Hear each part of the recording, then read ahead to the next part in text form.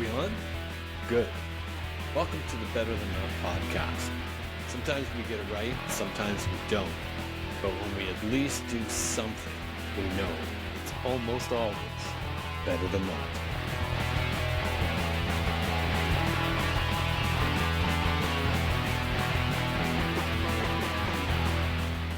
Hi there, and welcome to Better Than Not, the podcast that aims to capture shifting perspectives and thought-provoking ideas in conversation while asking the question, is anything what it seems?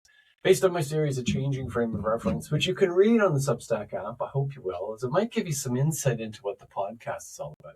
I also hope you'll subscribe to my YouTube channel so I can continue to bring you great guests like I have again today.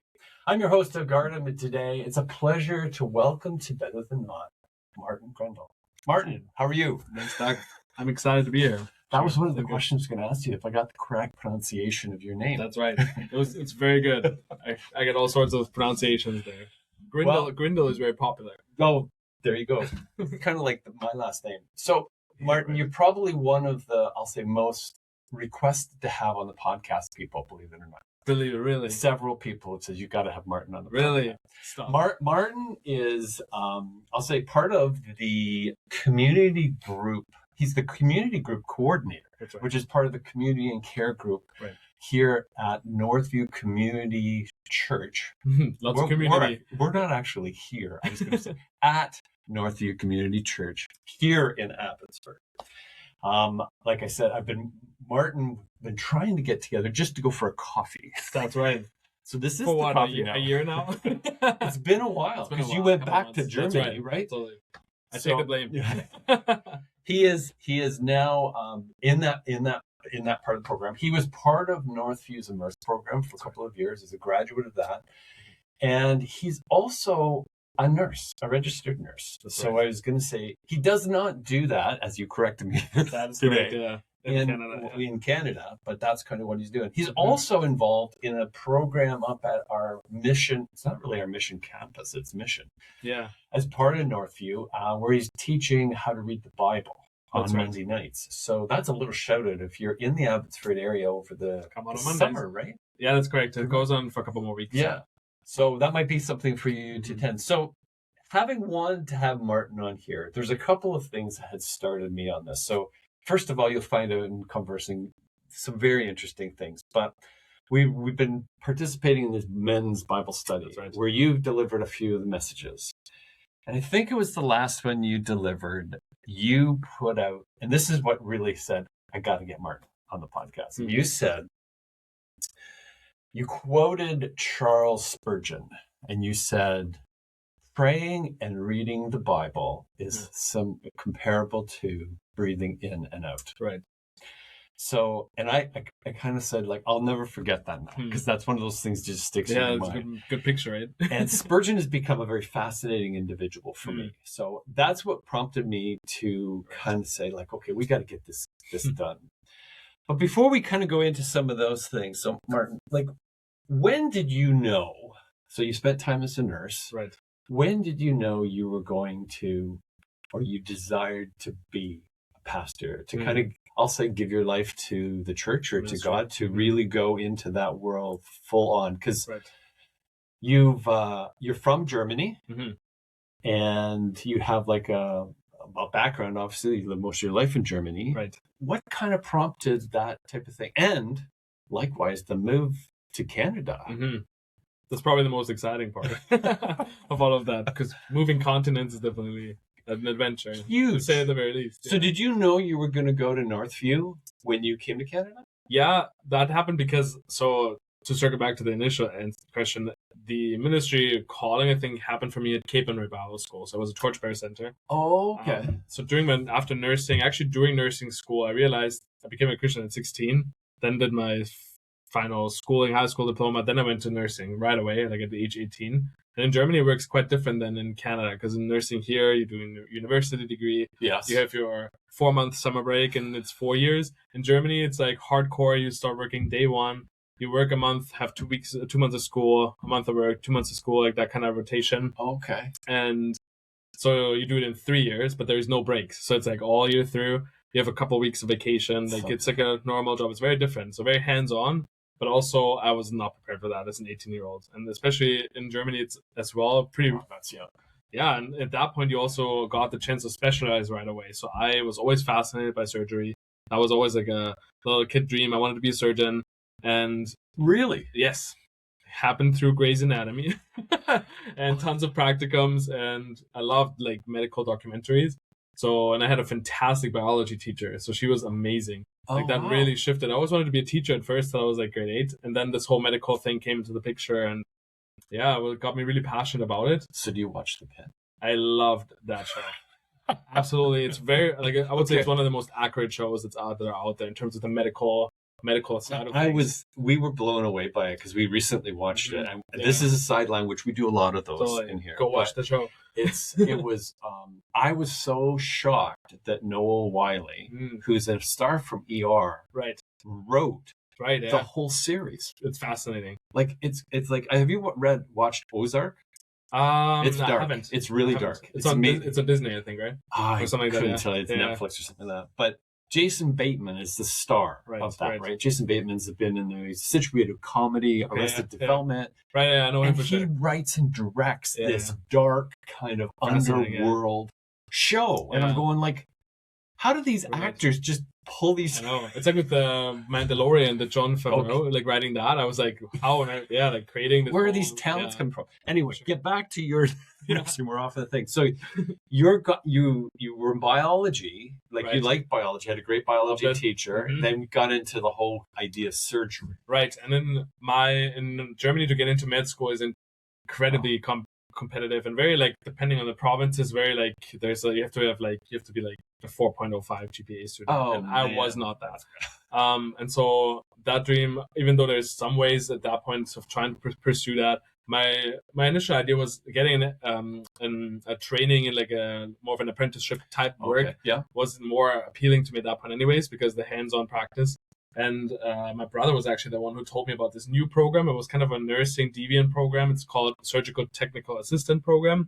Oh, wow. Certain countries even here have it. It's like an operating room nurse or like an operating technician is what it's called often, where essentially you specialize right away in the OR. So in typical career, you would do 3 years of nursing and then probably 1.5 years additional specialization for ICU, emergency room, or OR, one of those 3. Okay. But they had such a shortage of anesthesiology assistants and operating room nursing assistants that they started these like bridging programs where you could start day 1 and specialize right in anesthesia or OR, which made obviously a lot of sense. And that's what I want to go do. Right on. It still has like a lot of the classical nursing ward experience and that kind of education, but it was also starting in day 1 in the OR. And I remember.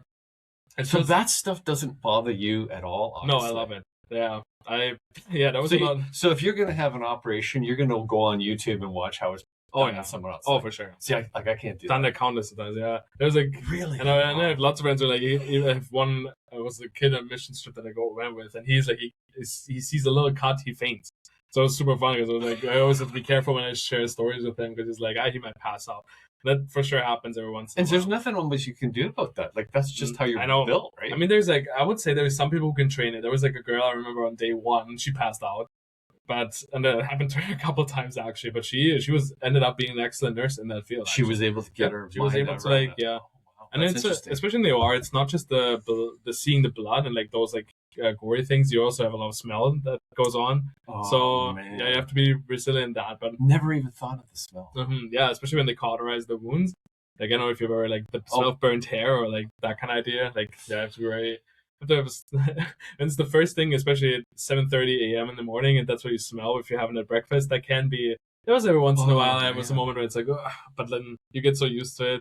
It's fascinating. So at this point, you have no kind of idea that you're gonna go pastor, like nothing involved with the church, so to speak, other than you go to church. Exactly. Well, I mean, in my home church in Germany, it's a very small evangelical church community, so there was, of course, involvement in terms of hosting a service or being involved in the kids camp and those kind of things. So I was always in like service. So you were already part of that. Yeah, but that was more like volunteering and nothing like Germany does not really have a strong vision, especially in the evangelical branches there. There's not a strong vision for vocational ministry. Interesting. Yeah, I think it's a financial issue on one end, that there's just not enough financial support in order to pay a pastor's salary. Yes. And then it's yes. also a bit of a mindset of like the lay leadership kind of mindset, biblically speaking.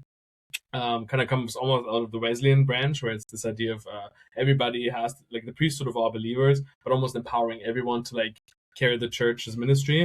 Which I see some benefits of that, but also see some serious dangers of that. Yes, yeah, and for sure. I think especially in the evangelical landscape, especially when my church, they're not part of a denomination, it's more of a non-denominational evangelical free church, and in those settings it can get very problematic sometimes, Yes. the leadership structure in particular.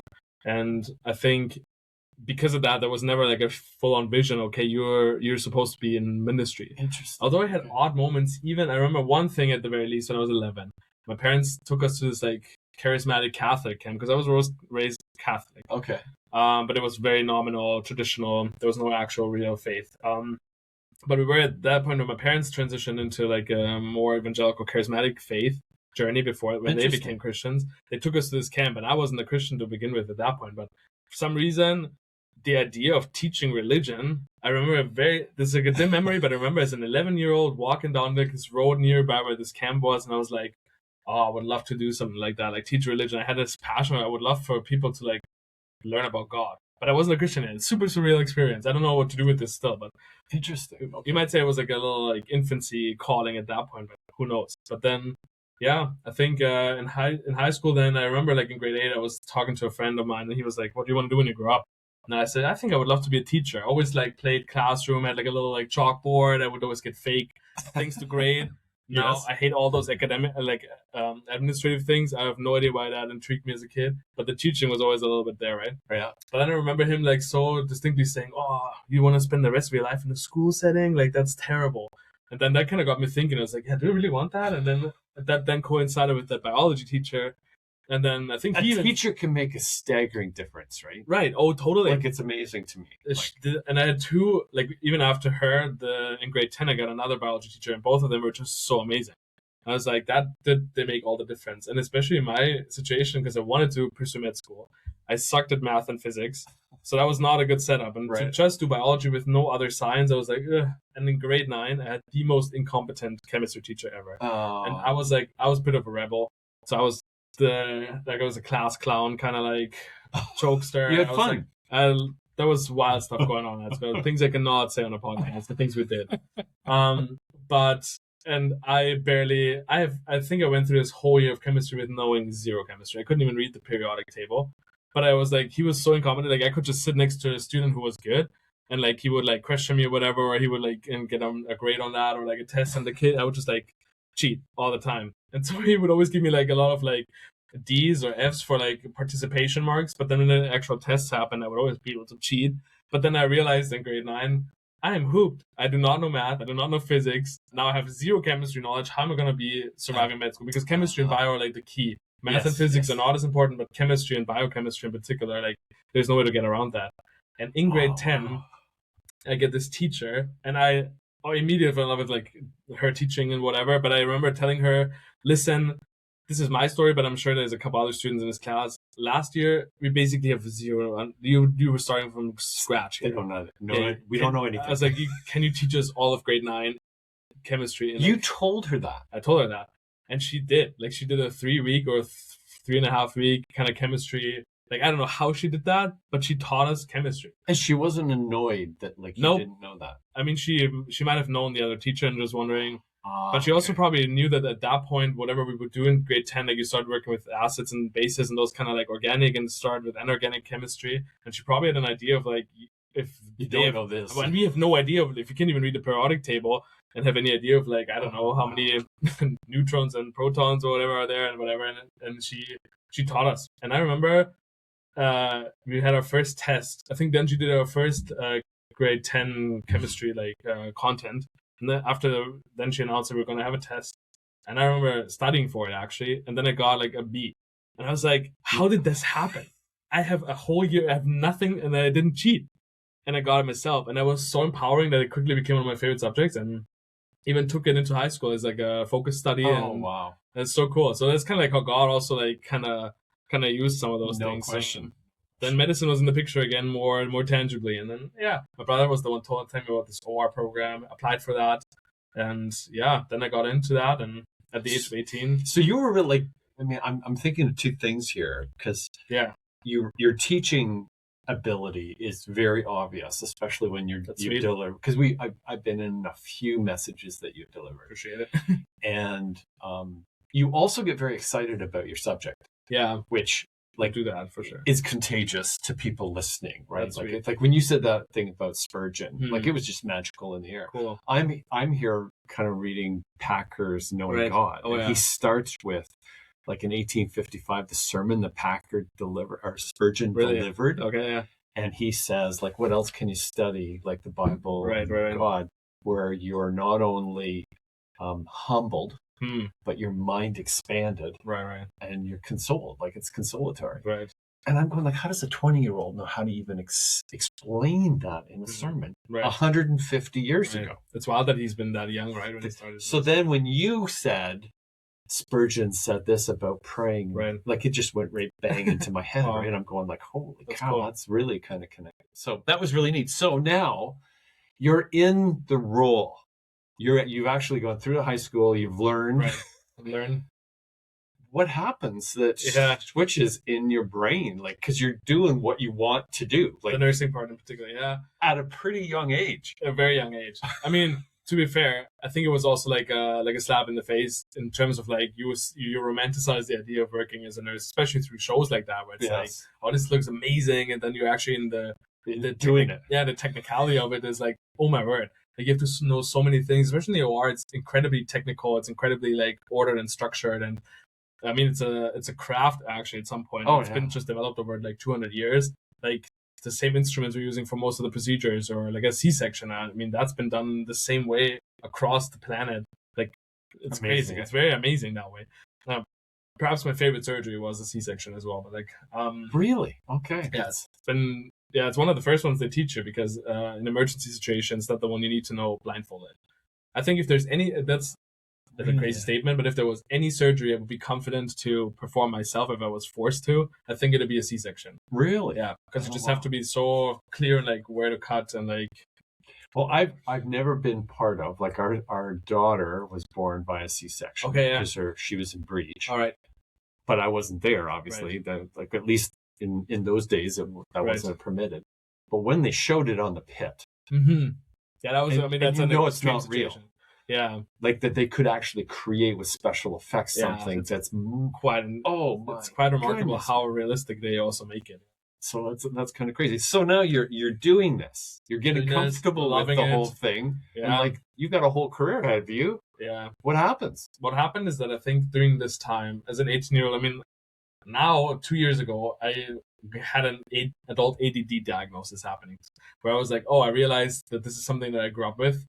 That made it possible for me to hyper focus and nerd out about the topics that I'm interested in. But when you're not, when I'm not, that makes it really tough. And so in school, there's a lot of things I learned about, even those kind of things. But as an 18-year-old stepping from a school that's just casual, and like a kid who just barely do his homework, and later you realize, how did I even pass school? Like, how did I make it through? And then it's like, Mom, we go through all the school records, and, like, they're all like, he's always distracted. But, like, I had a good memory, which is why I got lucky with, like, Latin and bio and those things, because memory things were just there, especially when there was an interest in it. And same with theology. It's to this day, that's one of God's gifts to me, is a good memory. But, like, all things that require practice and rhythm and routine, like math or some, like, instruments or sports, I would be terrible at it. It does not work.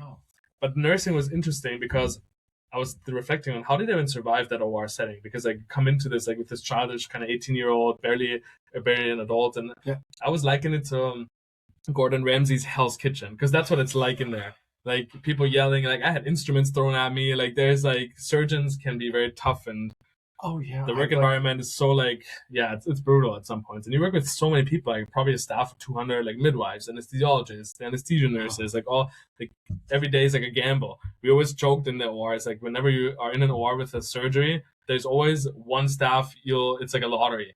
One of those areas you'll have a miss, and there's one staff that's ruining the day. It's the surgeon, whether it's the co-working nurse, whether it's the anesthesia nurse, when it's the midwife, there's always like, oh, it's the patient. You lose on one front for sure. And the worst days are when you lose on all five. So see, like, that's one of the things that constantly, like, having worked in, like, coordinating things in the corporate world and stuff like that, yeah. which is not life and death situations Right. by and large, like almost never, right? My Yeah. son's a paramedic. Right. And like I said, like, how do we, and the pit demonstrates this very well because it's like, there's a sense of almost art. Right. There's a sense of, I call it kind of MacGyvering. I don't know whether you're familiar with that, but being able to do stuff out of relative nothing. Yeah. Like you just can do this stuff. Right. And to me, you're just kind of hitting on that edge where, like, how does everybody coordinate that? Like it's like I think of like, you ever moved a piano as an example, and you got like 6 people, and they weigh a ton. They're super hard to, and coordinating that is to move at any distance is just such a pain. Now you go into like your operating situation or an emergency room. Like everyone has to know their role, like the back of their hand. Totally.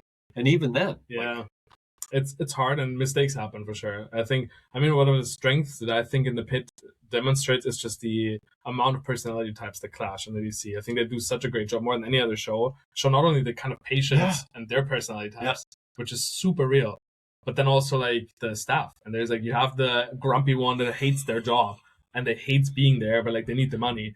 And so it's like, and they're freaking good at what they're doing. So you have those people. That's the other thing. But then you have like the kindest people who are unfortunately super incompetent. And it's like, you don't want to work with them either because then they create extra work and then you get yelled at for their mistakes and stuff like that. So those dynamics for sure happen. I mean, I think it functions through hierarchy. I think that's one of the things that it works. Functions. It works like military kind of situation. Unfortunately, I think that's how it is. You know, the doctors call the shots and they are good at doing that. Hopefully, by and large, right? That's the hope for that. Well, that's part of the thing. Even like going back to the pit, like they seem to know everything. Like every situation that comes in. And when they like the main character, when he doesn't, he seems to know when. To ask, like to kind of go. Which for many people, that's a real like when you know everything. It's really hard to ask people for help. Totally. And in surgery, I think they prize themselves a little bit with having that like routine kind of knowledge. It's for sure in an emergency setting that you have to improvise a lot more than you would have to do in a regular surgery. It's actually surprising, I think, in most TV shows, this door they are kind of to be like this, the place where all the action happens in terms of like the deaths that I encountered in the OR were all children, unfortunately. So that was pretty rough. And they came into the operating room and it was already a very like hopeless situation. It's very rarely actually that a person dies on the operating table. Like I've only, except for these kids, I've never experienced that. That happens really only if like it's a hopeless cause to begin with. The majority of people die in the ICU or in the emergency room. Wow. And so in that sense, it's obviously more taxing because what you're saying, the MacGyvering happens more in those scenarios, I think. Because they have to.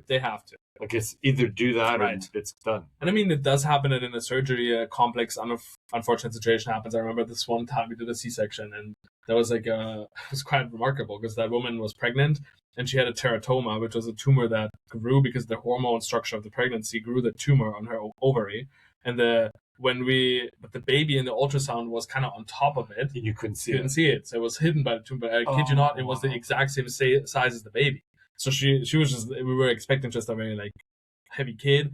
When we saw the uterus or like get the kid out, we were all like, what on earth is this? We see this other structure that looks like a second uterus. And now we're like, what on earth is that? And then we're realizing it's a tumor. And so then the chief gynecologist came in and then you gotta improvise. And all of a sudden he did this ovarectomy, which is like he removes that tumor with the ovary. And it was kind of odd. This guy was not a good, like he did not have a lot of emotional intelligence because he literally, usually when you do a C-section, you like hold the baby a little bit above the draping so that the mom can see their baby because they're awake.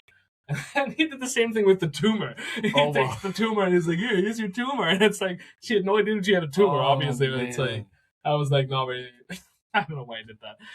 It's a crazy thing. And it's those things that do happen. But that was a very smooth situation though. Like it was very easy to remove and whatnot. But like, that's what's the fun about it. I think that's what the ADHD thrive because it's such a variety of things.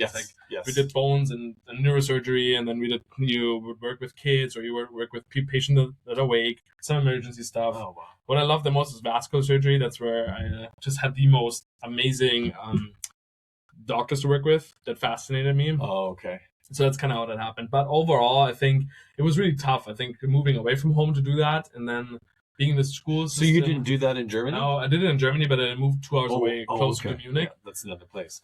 Yeah, so that was still like I would wow. drive home on the weekend, and I think I didn't have a great church structure or community around me during the nursing time, and so my faith relied heavily on me driving home on the weekend when I didn't have shift. So that was always really tough. Like I remember it was the most brutalist, like Sunday night, having to drive back, and I just wanted to stay. But it was just part of it. But I realized my faith really struggling and waning through the pressure, and there was a bit of depression going on. I'm sure the ADD, although undiagnosed and not even in the picture, like not even any idea that was something that probably make a lot of, like, because it was such a structured environment, it helped to a degree because it created this like the structure is so helpful then, right? Because like everything is very systematized and where you put which instrument, what kind of draping you need for which procedure. It has to be like that. It has to be, yeah. Like, where are the scissors? Yeah, no, literally, and you have to be very like. But there are also situations where like these detail things are really important. Like you count every kind of lab pad, you count every kind of gauze pad. Yeah, because you'll hear a report where they left something in the body, and you kind of like, how is that possible? That could happen. And when you say it, like.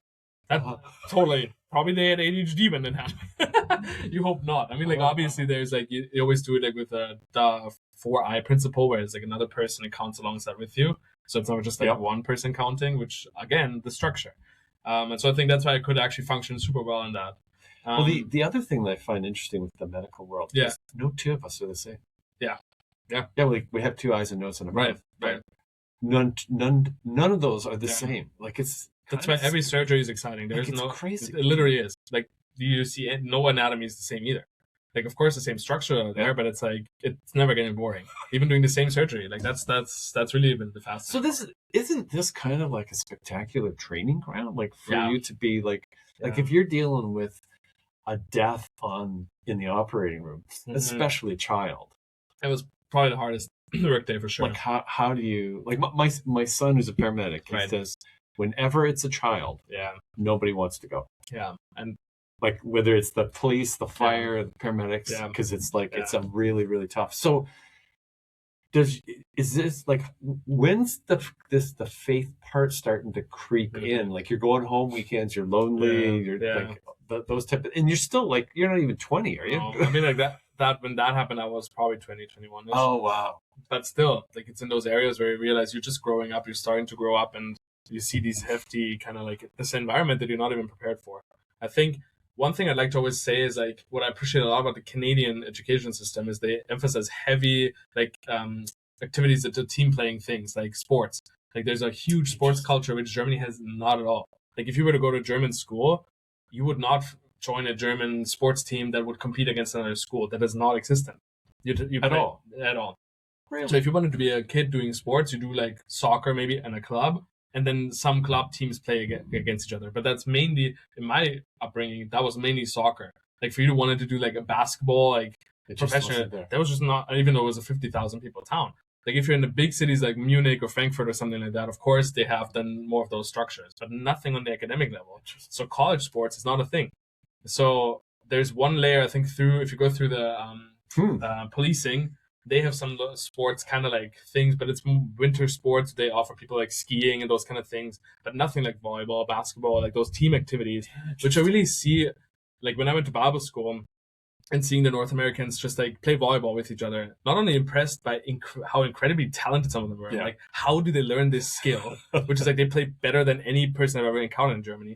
But also they have such a team sports mentality. Like they're kind to one another. Like there were people like me who played crappy, but they still found it enjoyable to play and encourage me. And I was like, where do they learn that? That's interesting. And so I think it's really interesting to me. Yeah, and I think in Germany that's like there's such an emphasis on academics, like to just be academically rigorous. Like our emphasis is on like you have math from like grade 5 all the way to grade 12, and you have to just do the pre-calc. Everybody has to, even if it's only gifting. And like I struggled massively, but like something like music or sports, it's just not a huge emphasis on it. When in reality, that's where you learn you learn pushing through hard times.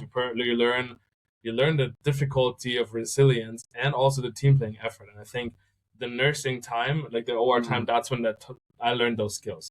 And I'm so thankful for that because I don't think I would have learned how to deal with the most complex personality types and the pressure, all these kind of things. Like I really am able to like sympathize with like those kind of settings now because of that environment. But again, I'm so intrigued by this yeah, because I often think like when we talk about loneliness as an example in North right, America, right, right? And we have our technologies that are hmm keeping us, we don't have to go home, right? We hmm can skip the dishes, we can watch all our movies, and totally, we don't totally, have to leave our living room. right, And I often think because it's so strong to be independent, hmm but never occurred to me like being like the German culture would not be team oriented. Like that's yeah, where we are, like yeah, in very much almost, so, and there's being raised in that sense for me often was difficult yeah, because I wasn't comfortable. hmm Like I like to think for myself, right, not with a group. right, very interesting, yeah, And so it's only been later in life hmm that I've kind of like, see the value of more of the, well, you can't do it alone.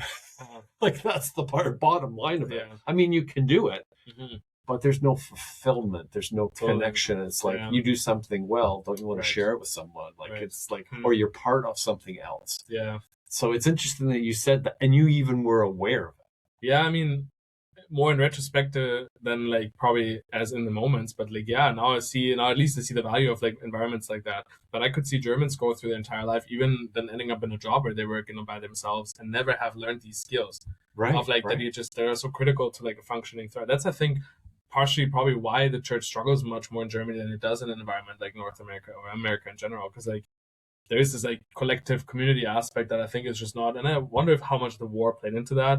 Like I think Mm. especially in northern Germany, that the distrust in the neighbor. Like I mean with the Well, Stasi times, yeah, right? Like yeah. one in three of your friends was a spy on you, right? Like I think that did not help. But No, at the no. same time, Oh, that's a good point. That's a really good yeah. point, actually. And then Germany's like whole point of like, okay, what makes us a great nation is our like engineering. It's our like our philosophy. We're the land of the they call it the Dichter and Denker. So it's the ones who are poets and thinkers, the Yes. philosophers. I mean, it's true. Like more whether you're talking about Freud or you're talking about Goethe or Yeah. or the musicians, Bach and whatever, Mozart, like all of those people who are.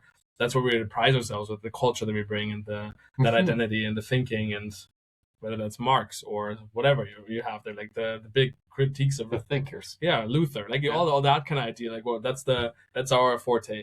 When it's like okay, but here in Canada, you have I see a high school play, and there's such a massive team of people involved, and then you have like 6 showings, and the whole school comes, and it's like that is unthinkable in Germany. Like that kind of feel and that kind of investment and that kind of like, or even like the kind of activities like people can. I'm good at like let's say I want to be working with cars. And then you have like classes where people have like a garage in the school with like cars and they learn how to repair that. How cool is that?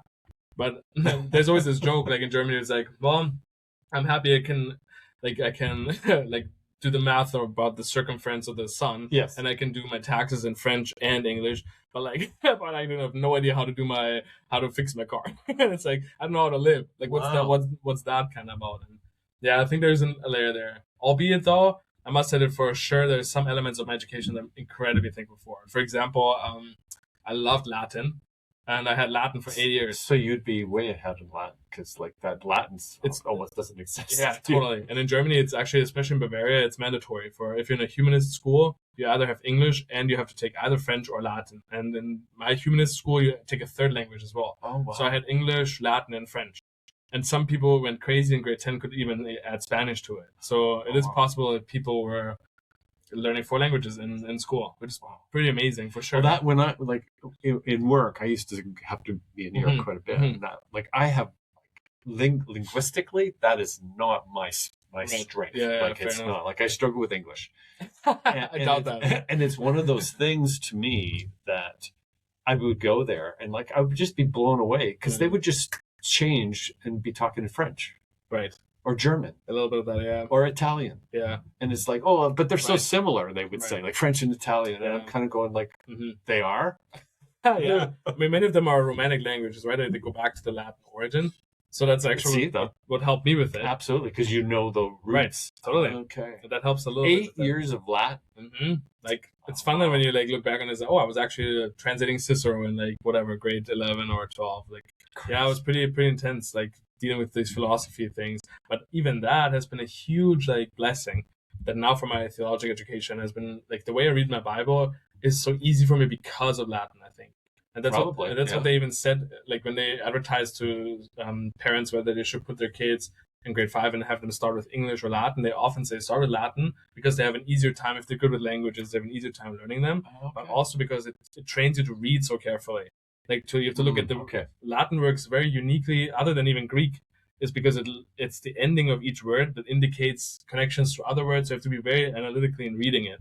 And for some reason, I think for me, again, it was one of those moments where God just like in his sovereignty gave me a fantastic teacher, and she was incredibly encouraging to me. So this is the second grade teacher. This was after the biology one. The third. The third. One, then the chemistry one. And the Latin teacher. And that's why I have such a passion for teaching, because I actually see the difference a great teacher can make. Like it's like it actually changed my life for that. Do you know how rare it is to have 3 great teachers?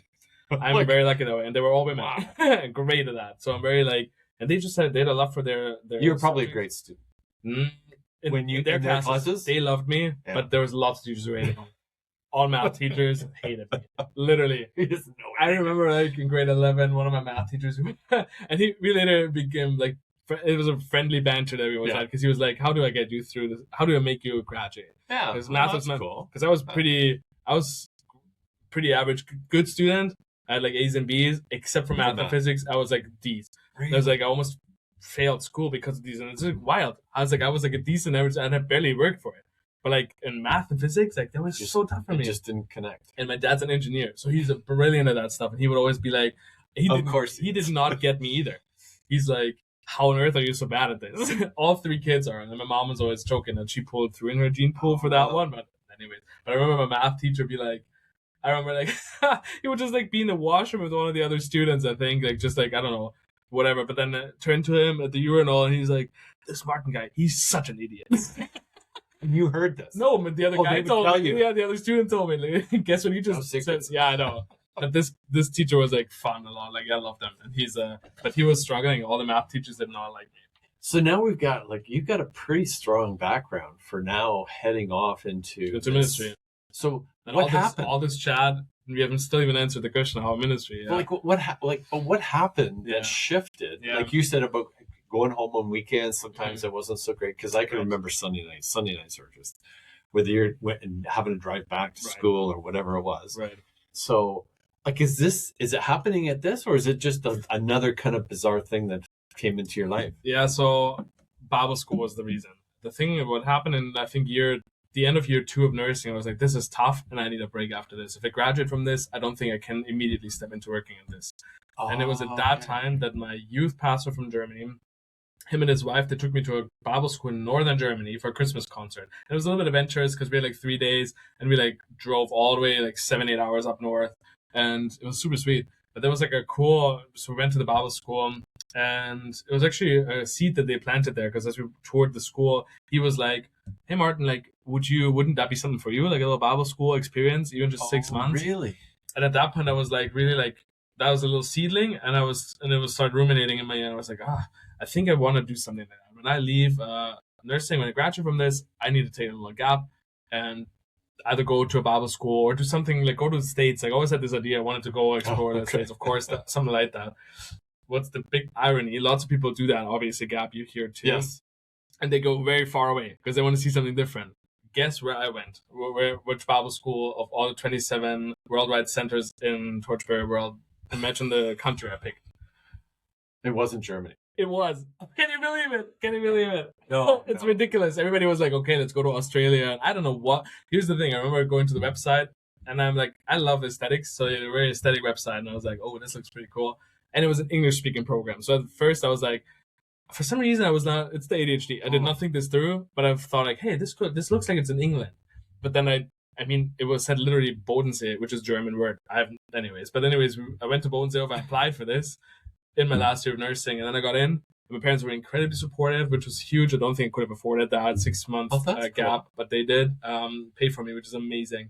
And I think it's after that, when I went to that Bible school, that I think my faith, which started as a camp at age 16, really took a huge spin. Like, I think the gospel really grabbed a hold of me, and like it changed me completely. Like, I started loving, and it was again the teaching. It was the people coming in. The way that Bible school worked is every week you have a different instructor coming in, oftentimes from other Torchberry centers, And some of them had just such a gift. And what intrigued me the most is they were an expert in kind of like one book of the Bible, or they were doing a lesson on the life of Abraham, but they were so good with that subject, and I teach that lesson. And I was like, oh, and if I'm interested in something, I want to learn, and I want to learn as much as I can. Yes. Yeah, so it got addicting for me. But also then, like, in these moments where I actually started to read my Bible for the first time, which is hard to say that it took me 4 or 5 years to actually get to a point. It's to me, it's probably common in some ways, but I was going to say, I'm going to say over the last 5 years, I can't believe what's in the book. Right. Yeah. And it's like that's been around me my whole life. Right. Yeah. But haven't really sat down and kind of read it. Yeah. And then you go into the study, and you just said about the depth. Yeah. Like there's no limit end. Yeah. To where, absolutely.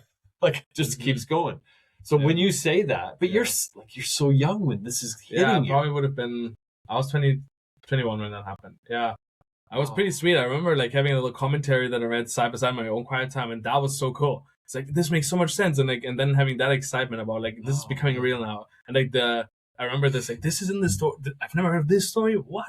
And I mean, a lot of I'm thankful for having had a church that was very good at like teaching theology at depth.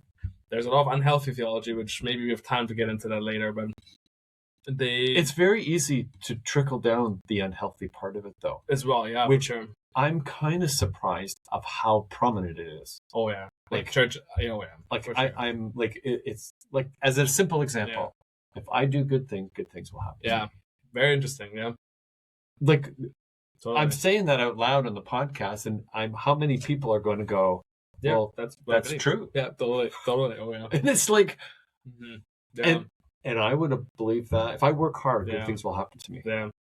I would say my home church was more of this idea of like their Holy Trinity was Father, Son, and Holy Scripture. So there was such a resistance to the Spirit, but such an elevation of the Word.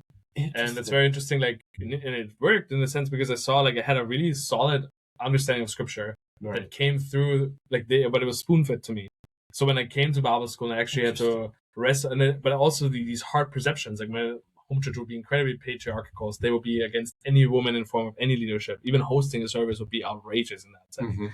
And you go to Bible school, and that's my mindset at this point. Because of course I know like some of that's what you've been taught. Oh yeah, and of course I know some of the verses too. So it's not that I'm not convinced on the basis of Scripture, but their interpretation of Scripture. So I go to Bible school, and my whole world shattered because all of a sudden I'm seeing people from all over the world. North America, and people with the same mindset as me, but a lot of them with an incredibly different mindset. And I'm realizing, but they love Jesus. What? I always thought they're like the heretics, the wolves that don't love Jesus. It was like, how is it possible? And like just then when you experience these settings, like in particular, something that I think I shared this at one of the men's teachings at one point, of the hypocrisy of like, I remember going to this worship setting, and some people had their hands up in worship, and I've been always taught, and it wasn't even out of the 110 Bible school students, it might have been maybe 10, so a small fraction of people. But I remember looking at this and be like, am I at a cult? Am I being misled by the charismatic movement? And here I am, because that's what I've been taught from home, right? Yeah. And I was like, oh my word, I'm so scared of this. And then realizing how I judged them all for like they're having their hands up in there and their eyes closed.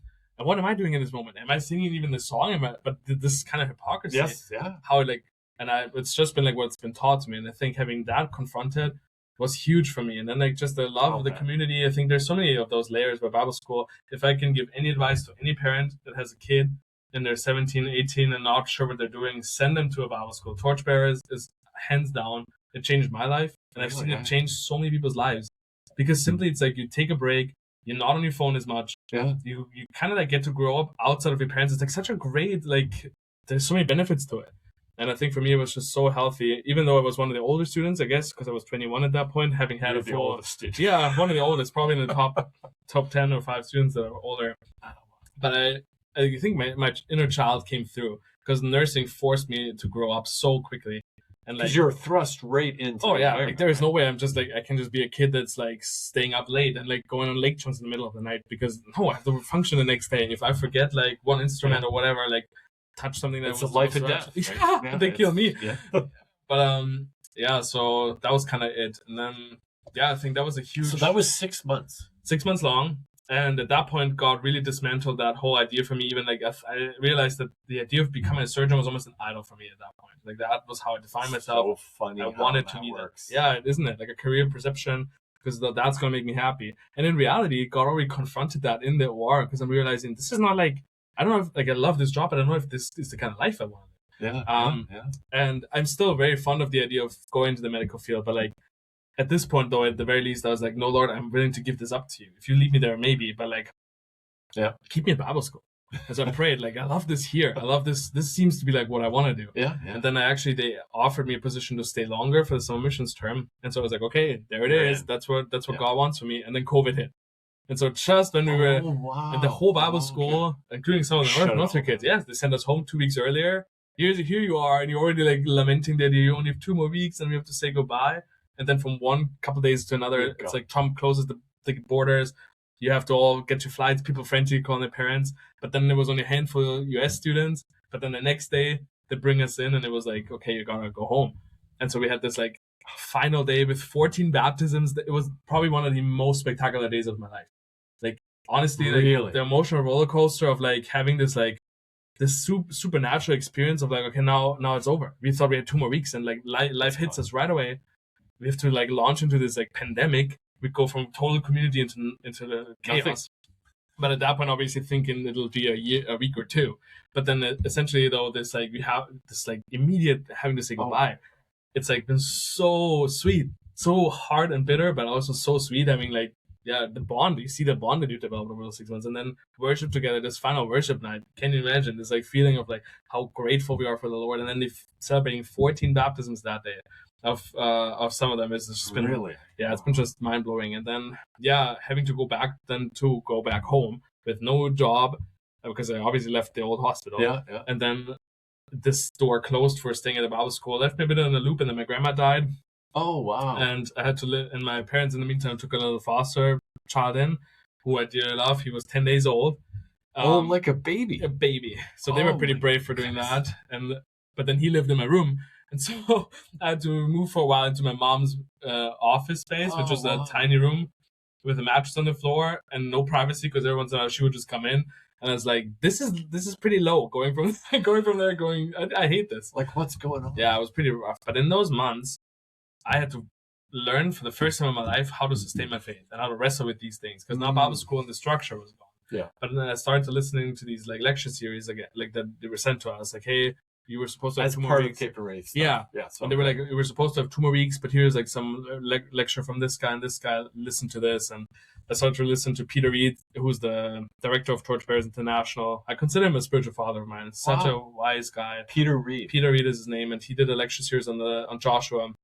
It's actually online. I think you can even watch it on the Torchbearers World. The Book of Joshua we did. Right, exactly. Like, and that and he's so many things. It's so cool. And like he was such a great teacher of like so like full of the spirit and wisdom, and that was like, oh yeah, I can do this even though I'm not there anymore. And that kind of got this going, and so started listening to sermons, and that was the amazing thing. But then as I call Andy McDonald, who is now the director of Bodensee of that German Bible school, so Peter Reed is the overseeing all 27 or 25 centers. Andy McDonald is now the director there, and he became a good mentor of me in that time. Like he was teaching the book of Hosea, which was always a favorite book of mine, and him and I went on a walk, and I had some really deep chats about my life, spilled out all my life secrets, and like was like, hey, fix me.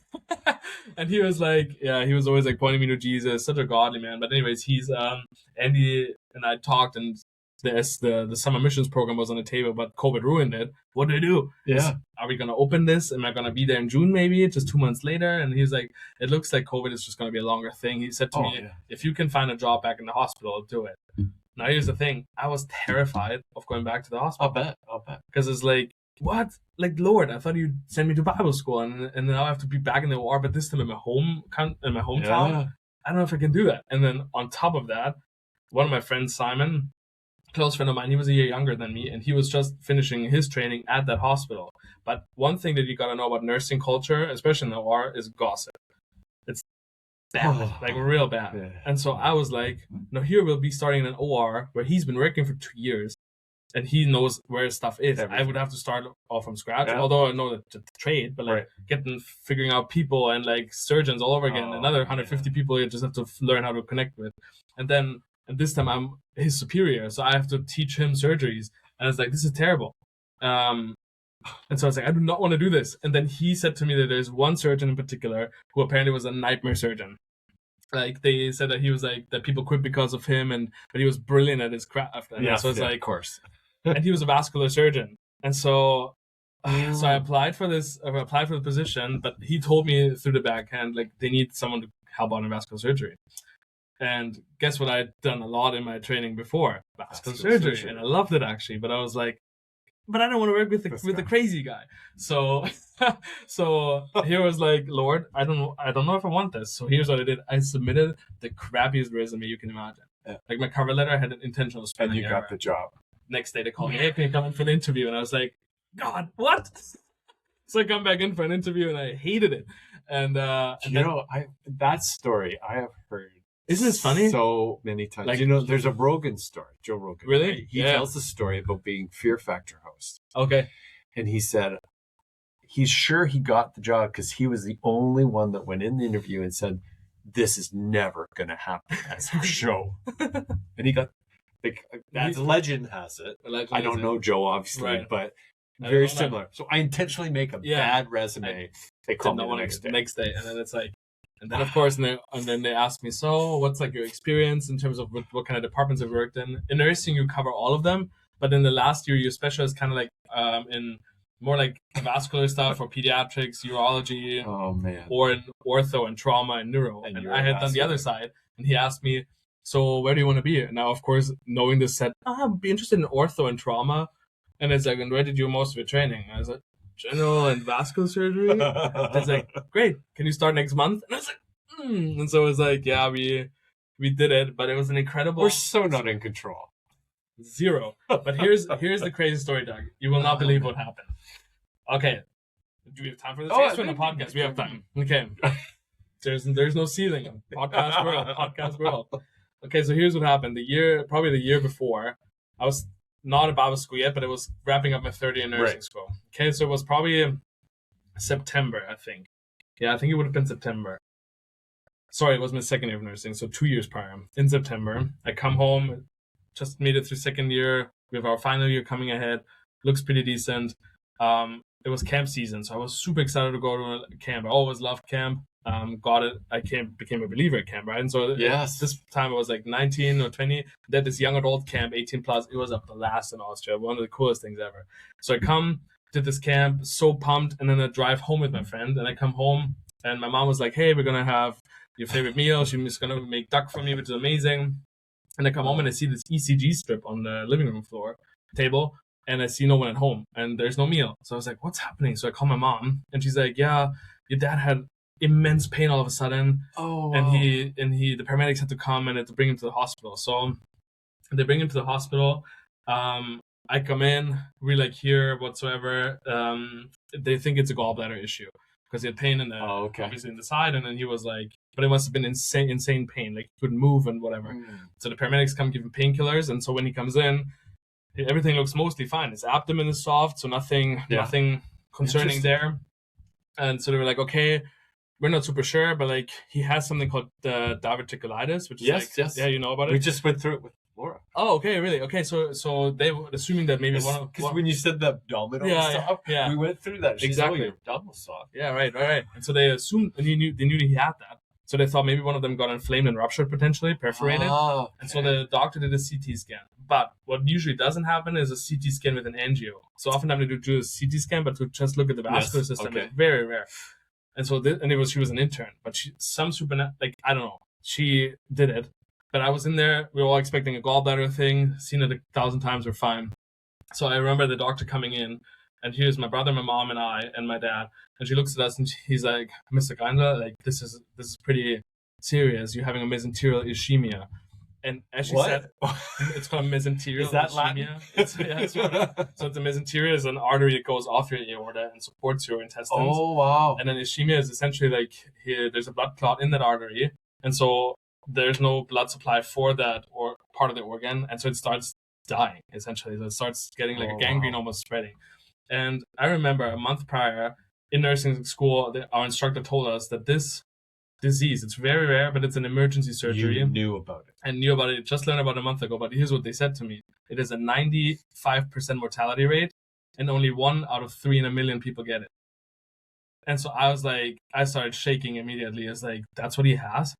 And so the nurse, the doctor left, and my mom and my brother were like, okay, like what would that be? And it's like, guys, he's about to die. We need to call everybody we know and pray.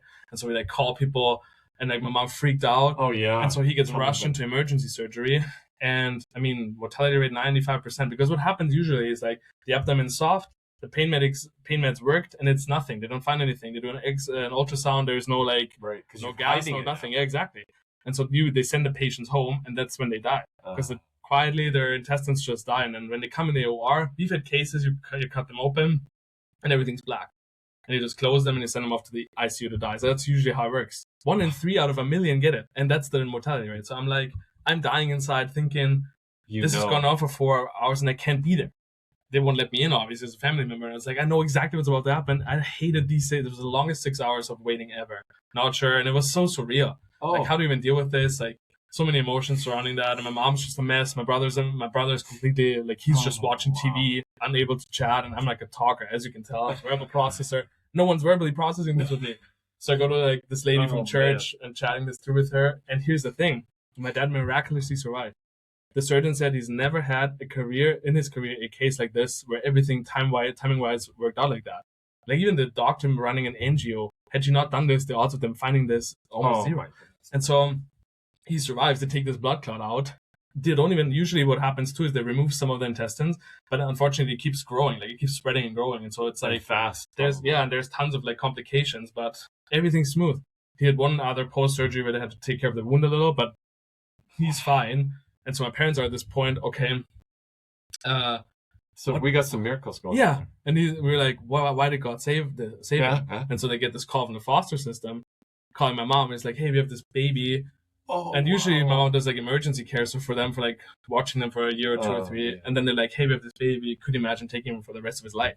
And then they both were like, that's why God saved us. And so they took this kid in. I get a text, I'm back in nursing school. My dad just survived a couple of months later. He's in rehab. My mom sends me this photo of my grandpa holding a baby. And he's like, hey, you're a brother again. And I was like, what? And so it's like, then we have this little baby, and it's just amazing. But the reason to tell this story is I remember sitting in this hospital room, and I was like, I hate the fact that I cannot be there in the surgery. So guess who that vascular surgeon was that's your teacher. That, exactly. The guy you went to work for. The guy I went to work for. The guy who did operated on my dad and saved his life. And so it's like 2 years prior, I was like, oh man. And so I work now with that's a surgeon. crazy story. I know. And so I tell the surgeon about this, and he started like really like loving me, I guess. And he was like, I had so much like favor. And I mean, I was praying like Jesus, give me a favor with this guy. And so here we are. And I didn't quit. I had a lot of favor with him, loved vascular surgery, and it was great. And so back in the hospital, so fun. I really, really loved the work there. And so it's just a crazy, crazy encounter. It's like, you cannot even plan any of this. Oh no! Like, how does any of this even happen? What I found, Martin, when you start to become aware of this, it's every I know. day. Like, you must see that now in your work. Yeah, like the sovereignty of God is just like, it is completely changed. Yeah. And it can be for things that you just don't even. Yeah. So I'll tell you, this is not even close to the same. So moved out here 5 years ago, right at the beginning of the pandemic. Right. We this time last year, I was over at Hugs and a Mug. Right. Having coffee. I had coffee with a friend, and I'm leaving. Yeah. Duncan. I had coffee with Duncan. Nice. Shout out to Duncan. And I'm leaving. This guy stands right up boldly in front of me, goes, Doug Gardam. You're like, whoa. Yeah. And I looked at him going, Dave Miller. My roommate. Wow. From Carleton University. That's where I went to university. Wow. So that's 40 years ago. That's amazing. Where is Carleton? In Ottawa. Okay, wow. It's got Ottawa U and Carleton University. Okay, yeah. And so, and I'm going like, what are you doing here? And he goes like, this is Abbotsford, right? Like, no, Ottawa's a long ways away, right? And we've been through our whole lives, right? Wow. Families and everything. So 40 years have passed in that time. Crazy. And that's so he's like, and I'm going like, Dave Miller. So we had coffee or whatever. Right. So anyway, where this gets connected was, so I'm a Rush fan. Mm-hmm. the band Right, Rush, right. right? And haven't been excited about them getting a replacement drummer, a new drummer, right? As you would. Because I'm kind of that like Purist. So anyways, been struggling. No, Yeah. I'm not going to go to because they're touring, right? Like they just opened a big tour. Right. So anyway, cut to the chase. I'm listening to an interview with the bassist on Rick Beato. I don't know whether you ever heard of that, but he does music guys, right? Yeah. And they're talking about this tour. And Geddy says there are people that will never forgive us for getting another drummer. And he says this. Like, I don't know these people. Like, I'm going, I don't want to be that person. Because I mean, they inspired one of my books. Like, it's just kind of a crazy thing. So, going back to this Dave Miller, he's had coffee like 3 months just before they announced the tour. And he said, or just after they announced the tour. And he says, I said, I don't know if I'm going to go see him. And he goes, well, you introduced me to Rush. You have to. Oh, wow. Like, we went to see Rush in Montreal back in our university days. Right? That's crazy. So I had coffee with him yesterday. Really? And he says, I have a ticket for you for December 15th. Wow. In Vancouver. This year. Wow. Look at that. 5 years ago. Like, how random. And it's just so like, cool. Are you kidding me? Like, what are you talking about? So fun. I know it's a bit of a long story and not even close to yours, but when you start to become aware of this stuff, totally. How did I even meet him in the coffee shop a year ago, right? Yeah. And so, anyway, it's just when you start to see these things start to happen, you can't shut them off, I find. Yeah. And now I've become aware with them. Like, we were up to Ecclesiastes study, right? We talked about your learn to read the Bible. Is that what it is? Yeah. And so same church, but it's going to be Pastor Jesse Schellenberg. Yeah. Shout out Jesse. Gold. Yes, absolutely. Great teacher. And like we did Hebrews last year. Yeah. It's like so fun. But on Saturday, I wasn't going. How did you end up going? I realized I could actually fit it in. Oh, okay. To go. And I had someone who could take me up there. Perfect. So I was like, I'm kind of going like, okay, how much control is. So back to your story. So this crazy story, this happened with your dad that you know. Yeah. He's here now to this day, praise the Lord. Where is this now starting to trickle in your head that we're going to do more? Because you've gone back to work with this surgeon. Exactly. That saved and it finally settled in. It was quite the adrenaline rush for months to get to know him. And interestingly enough, he started an affair with one of the nurses who got pregnant, and she was his assistant, but she was very kind and she liked me as well. And so she was like, okay, I'm going to teach you in 3 days. They took me aside and she gave me this like 3 days tutorial of like, this is where he wants his needle driver. This is kind of the kind of stitch you always have to have out. Man. This is the kind of overhold he always needs for this surgery, and he'll watch for you if you have it out. And so I have the surgery with him and he tests me actually. He's just like, because there's this like kind of, if you're ligating, I don't know if you know what that is. It's a certain way of stitching or like knotting, doing a knot for like if you cut an artery or something like that. And you want to just like... They probably showed it on the pit. Yeah, I'm not sure if they did, but it's fun. Anyways, but he has this thing where you put it in the clamp and like you have to put it in reverse because sometimes he's just like using it as like for a tourniquet and those kind of things. And so she told me that, but she's like, you have to have it out. He's not always using it, but he's gonna he wants it right. Totally. And some nurses, it's like a minor detail and nobody else wants it that way ever. So it's like you do the same vascular surgery with 3 other surgeons and none of them care about it. So you get lazy and you don't do it. Yeah. And so he hates when that happens, right? Okay. But she gives me the trick. And so first surgery with him, he tests it right away. He doesn't even use it. He's just like, hey, give it to me. And I had it ready. And I was like, oh, I think you're in. Yeah. You're in. Like, oh, I like you. I was like, I think he said you're in. And I was like, from that moment on, it was still rushy and he could still, like, there was that 1 or 2 temper tantrums that he had and one time even at me. But like, he was very, like, he was also at the same time he respected me, I think. And so that was pretty huge. And I appreciated that. Cool. So, this is after your dad's event? After my dad's event, 2 years after. Did he know? Yeah, of course, because it was such a career moment for him. So when I told him, you've actually... Right. And that was also a sweet way to get in and stuff. And it's funny, later my cousin started dating his son, which is like, how odd can the world be? Like, how many connections are there to this guy? But anyways, never ending. But he was like, it's still been pretty remarkable in terms of working with him. And like, there was a fascination for vascular surgery, I think, for me there. And I was like, this seems to be like, I don't know. Fair. I know what there are plans, but like, this could be something I could see, I don't know, in a very distant world or whatever, in another life. Anyways, but at that point, then I could finally settle. We're still in pandemic time, right? Yes, post like it was the second year, so it would have been 2020. Yeah, so not as extreme in March. So it would have been like June 2020, post the up until like January. Okay. So fairly in pandemic times, like pretty in Germany in particular. It was pretty hefty. But so here I was like, okay, Lord, you've been an amazing Bible school. Now you send me back to the hospital. Here's where we go. We're getting ready to like look into maybe I can apply for med school in the future, whatever, getting settled in. And then on December 3rd, I get this text from like Steve Bowley, the principal of Bible school I went to, and he's like, "Hey, can I give you a call?" And so I was like, out of the blue. And I didn't think much about it. I mean, I had a weird feeling. I was like, I wonder if this has some opportunity or whatever. But so I was like, not knowing much. But then he calls me up, and then he calls me and he's like, "Martin, we're starting Bible school. It's going to be a 3-month program. We're not even sure if we can get any of the North Americans to come. Worst case scenario, it might even be online, but we need a resident assistant. We need someone to work with the students and mentor them. Would you be interested in doing that?" That's you. That's what he offered to me. And I was like, "Hey, Lord." No-brainer. And I was like, well, but I freaked out. Because I was like, "Lord, what on earth is happening to me? Every time I'm in a Bible school, you send me to a hospital. And every time I'm in a hospital, you send me back to the Bible school." It's like, what am I supposed to do with my life? And I was like, and it was so weird because like, I kid you not, with this decision, it was the hardest one. One of the hardest ones I ever had to make.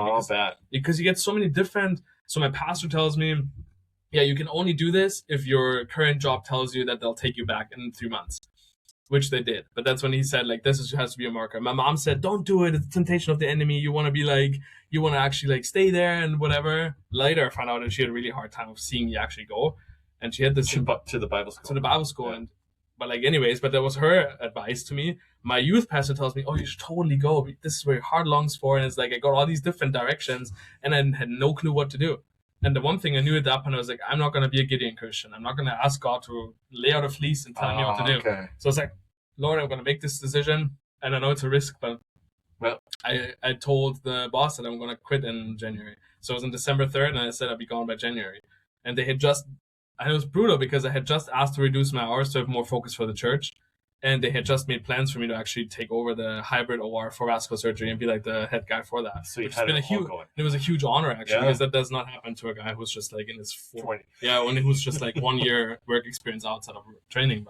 But then I said to that, but I had those opportunities to tell the crazy vascular surgeon, I know this is weird, but I'm going to Bible school. I want to invest in my faith. And he was actually quite respectful about it. And was like, I can imagine. Didn't even mock me for it before. It was a super cool opportunity to just share the gospel. And then Christmas was one of my last shifts on the 25th, I think. Oh, wow. And night shift, I think.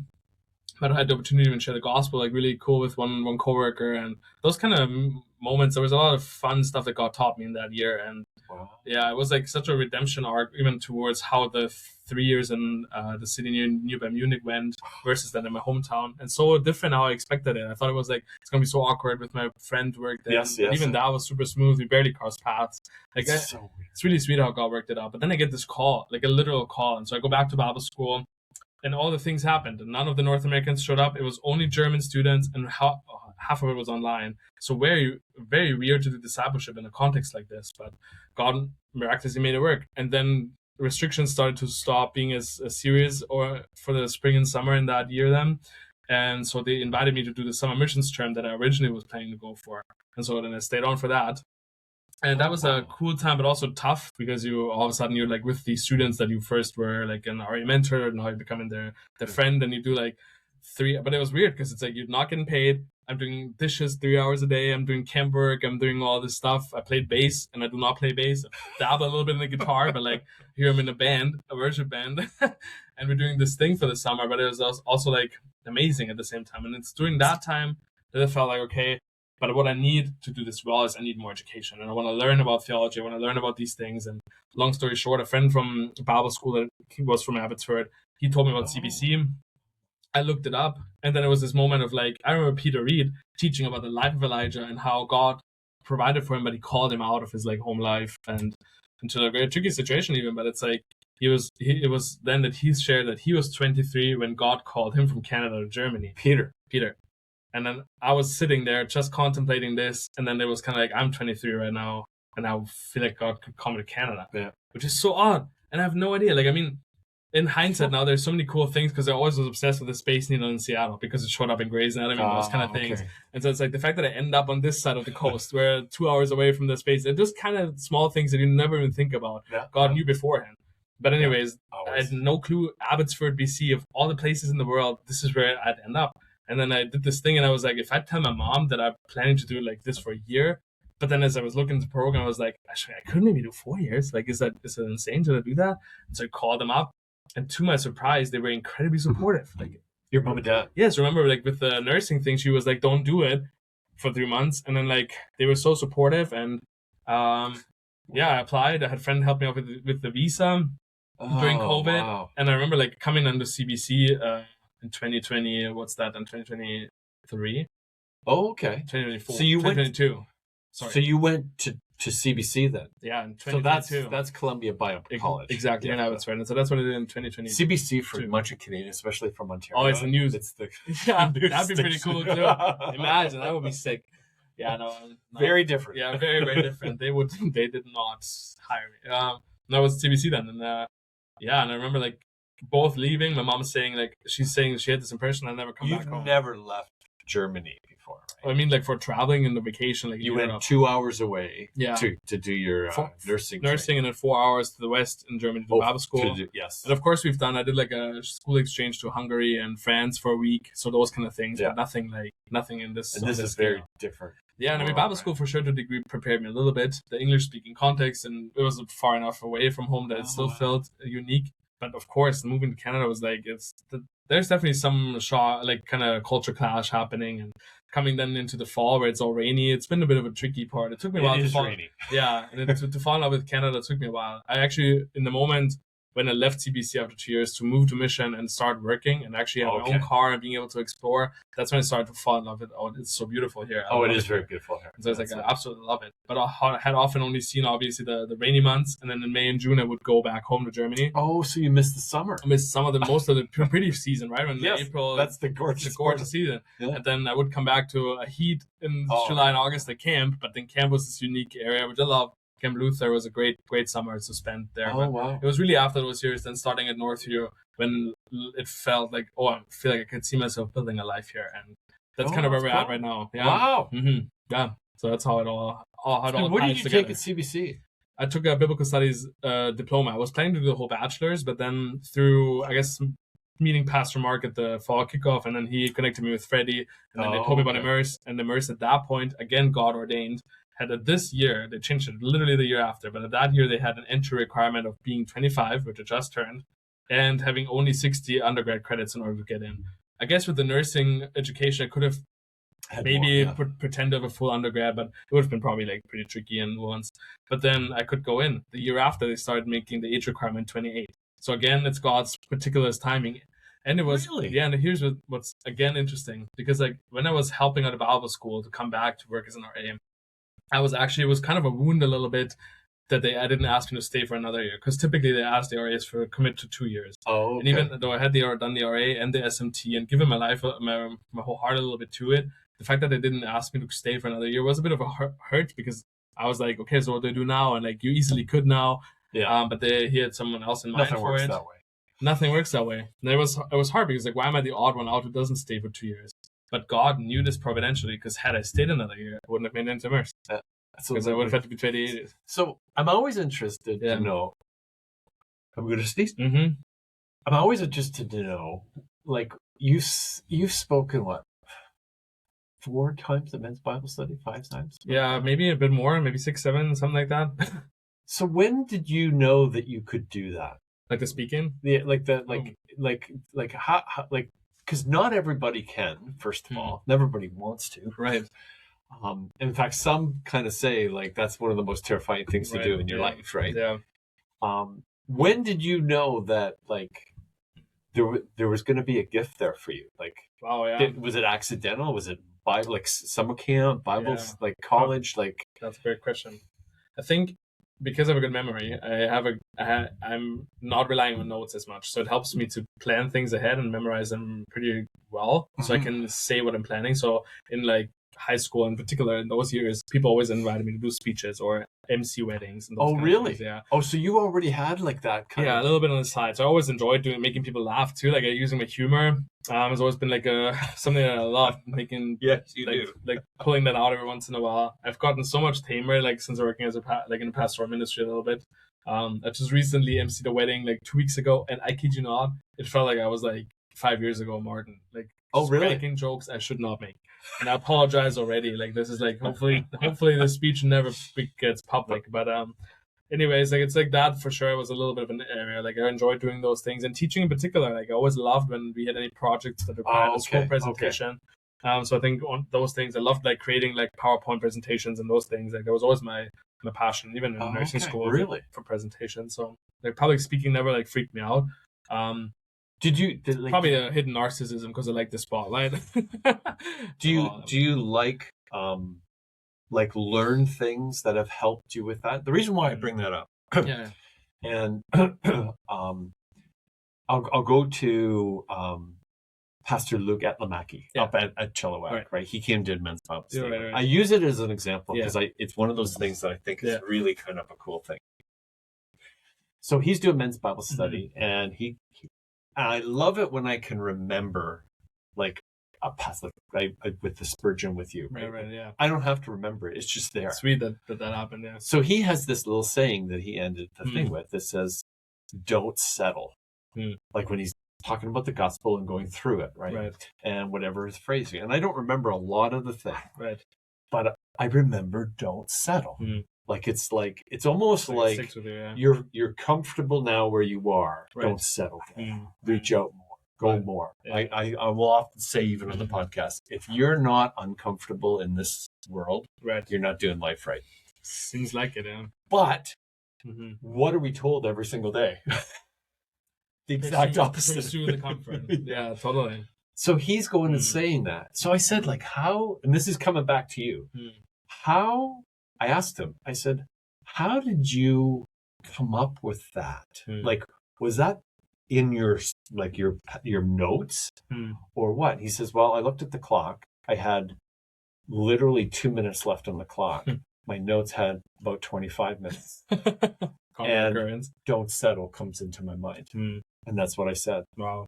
And I said, what's so bizarre, Luke? That's what I remember of what you said. Yeah. And like, when you did your last one, and there's part of it was because I've been reading Knowing You God. But when you said that, those were like a magical thing from Spurgeon to say, like, how much more sense could praying and reading the Bible be than breathing in and out? It's powerful because, like, I think I had no plan saying that. That was in the moment. Well, I kind of anticipated that you were going to say that. This is just fit, right? Yeah. So it wasn't in your notes. It's just like, and here I am, the one I'm remembering that again. It's like, why do I write notes? Yeah. Yeah. I mean, I think it's interesting because, like, with teaching, I can appreciate the different styles of it. So in preaching class homiletics, they often teach you to manuscript just your sermons. Right. And so I've tried this like once or twice, but it sounds nothing like me. I have a weird, like, writing voice. It's very different. And I can't do that. I can't read it off. It sounds manufactured. So when I write something out that I use as a structure, Jesse Schellenberg actually inspired me to do the way he does his outlines for his sermons. Like, he has a sermon text and then he has, like, the points, the structure. Okay. And, like, he plans transitions and illustrations. But let's say I use my father's medical story as an illustration. It will stay illustration, dad, surgery. I would know what that story is. I can tell it, right? And so, like, I don't have to, like, write it out. Right. But if there is certain specific phrasing or phraseology or kind of, like, quotes, obviously those I would type out and write out so I can read them properly. Right. But not everybody functions like that. Like, there's a lot of pastors and staff who would die doing that. I mean, like, Crystal Tace, for example, she does, like, the PowerPoint slides, and she often does, like, notes next to the slides. So she's really able to do that too, more like off the cuff a little bit. But I know, like, Pastor Levi and a couple of the others, like, manuscript every single sentence, and, like, and he's brilliant. Like, Levi is a brilliant preacher. But, like, he has, like, this gift. Like, he's just writing it out. And I was like, how do you do this? How can you just write out 7-8 pages or more every week? But the benefit that he has, like, recently at East Abbey, the tech didn't work, and so he had to jump in and do a sermon. Like, he's able to preach the exact same sermon. And Pastor Mark is very similar. Like, he's very, like, detailed notes. Like, flips the pages. If you watch him do it, every time he's, like, writing those out, and, like, it's a lot of work. And I admire that. And what the strength there is just, like, the you can really shape the voice, and you can really shape the there's a lot of power with wording that you can do there. That is not as much like for Jesse, Crystal, me, it's probably not as easy to do that. Right. Because you're relying much more on what you say in the moment. So to give the exact same sermon twice how do you remember that? Yeah, you have to just remember it really well. And often you could still do it, but it'll sound more nuanced and more different. Like Mark, when you listen to him, his sermons almost sound identical every sermon. It's kind of incredible. Yeah. Like actually, highly after you've done it for so many years, but still you have to have that gift that kind of fits in. And I think each of them have this thing, like obviously when the Holy Spirit prompts you to say something in the moment. And I think that's what the Spurgeon quote, that must have been clearly a prompting. If that's what you remember from this talk, then it's like, praise God. I remember also like there was the I couldn't tell you what you talked about that day. Fair enough. That's the only thing. I don't either. That's my fault. No, but like I remember like there was 2 Mormons that came in, and then I remember I had like some sort of planned out, but then I realized, okay, this is an opportunity, and that's not always how it should work. Yeah. But I was like, okay, maybe this is the only time they can actually hear and like you always want to have a gospel application in any sermon. But I was like, this text maybe didn't lend itself to like an extensive gospel story, but I was like, okay, no, I want to use this opportunity and really like hammer that down, because there was a Nehemiah, I think was the text, right? And Nehemiah's reform, and it was really like this kind of works approach, so it lent itself really well to like make a gospel connection to just the idea of like there's a you cannot like change your behavior in order to not sin. Right. It's like you need the gospel to do that, and so it's like to force yourself to read and pray, and that's kind of where this breathing in, breathing out comes. It's very different than doing it naturally. And so it's like that's what Nehemiah did, was trying to bring this reform, and you saw the fruit of it. It was not working. Like Israel went right back to where they started, and it was like it's such a discouragement. And then Nehemiah sees kind of like, I can try what I want with reform, and as God reforms the heart, nothing's going to happen. And so I kind of saw, okay, Mormonism, like what do we do with Christ there, and like the deity of Christ. And so I was like hoping to like bring some of that in on the fly. And so maybe that's then why when you already leave your concept a little bit. It's interesting how that kind of comes together, because I just like, because it's phrases that I remember. Like Jesse always talks about titles. He hates the titles, right? Right. And he's got 2 now that stick in my head. You're richer than you think, right? Which is a crazy sermon. And then he just did the one, camping sucks, right? Yeah, camping sucks. Yeah, it's so interesting. Eh? And it's like how Mark did one, the cult of personality one that he did, and it was like, it's right in the church, right? And you go, and you're bold enough to speak that, right? Like it's kind of crazy when you think about it, right? And so, like, I kind of find each one of those of how they're able to do it. Well, you were saying about like even this, like what did you talk about in your podcast today? I have no idea, but I know Martin was here. Yeah, totally. And it's one of those things, and you do come across a lot of different things that you have no idea that you're going to do. Or you're going to even talk about. Right? But it's kind of the magic of words, right? Like, the things that come up, and it's like even Lewis says that, right? Like part of the providence of God is like a topic raised or not raised, or like moving to one city over another, your parents' decision to like attend this church or another, like these kind of things. A topic raised at first meeting or not raised determines like those kind of things. Or even like another quote that comes to mind is Piper. He was saying like it's not books that change your life. It's paragraphs. It's like something in the book, like a little paragraph, and that's all you remember. And it's like, that's so true. Like how whoever has like a whole book that they appreciate, but there's usually one chapter or one like sort of snippet, and that's it for you. So the one I heard recently was this was Joshua, and he said Revelation is not a puzzle book; it's a picture book. Very good. It's a great phrase. It sticks in your head, right? Because how many centuries have we gone with trying to figure the puzzle out? Totally. And been wrong. Yeah. Over and over again. Right. It's kind of stunning how those things, and I do think them. So now we're going to go, because I know you read a lot of books. And I say that, I don't actually know you read a lot of books, but you speak like you do. So, do you have a book that really impacted you from, I'll say, the faith perspective? Okay. Yeah, I think it's a good question. Something told me I need to prepare for that question for some reason. Well, the other side is, do you have, like, what are you reading these days? Right. Yeah, so I should not answer that, because that's like such a stab. The ADHD personality means I cannot read one book as like a whole. Like, I rarely ever do that. I read like these things about ADHD, and I kind of go like, Do you have some of this, Doug? Yeah, maybe. Well, there's definitely some traits there. It could be, right? It's becoming well, to me, it must social media must just take it to another level. I definitely, and that's something that I had to get rid of for sure. Like some of those, like there's things that exacerbate your symptoms a lot, like 100%, which is, and there's like these, it's getting overdiagnosed too, which is like in children and tons of things like, and there's still a lot of stigma and confusion around it. But I must say, for me, it was quite life changing. Like having mentors, like 3 individual people at North who come up to me and think like, Martin, I think you have this.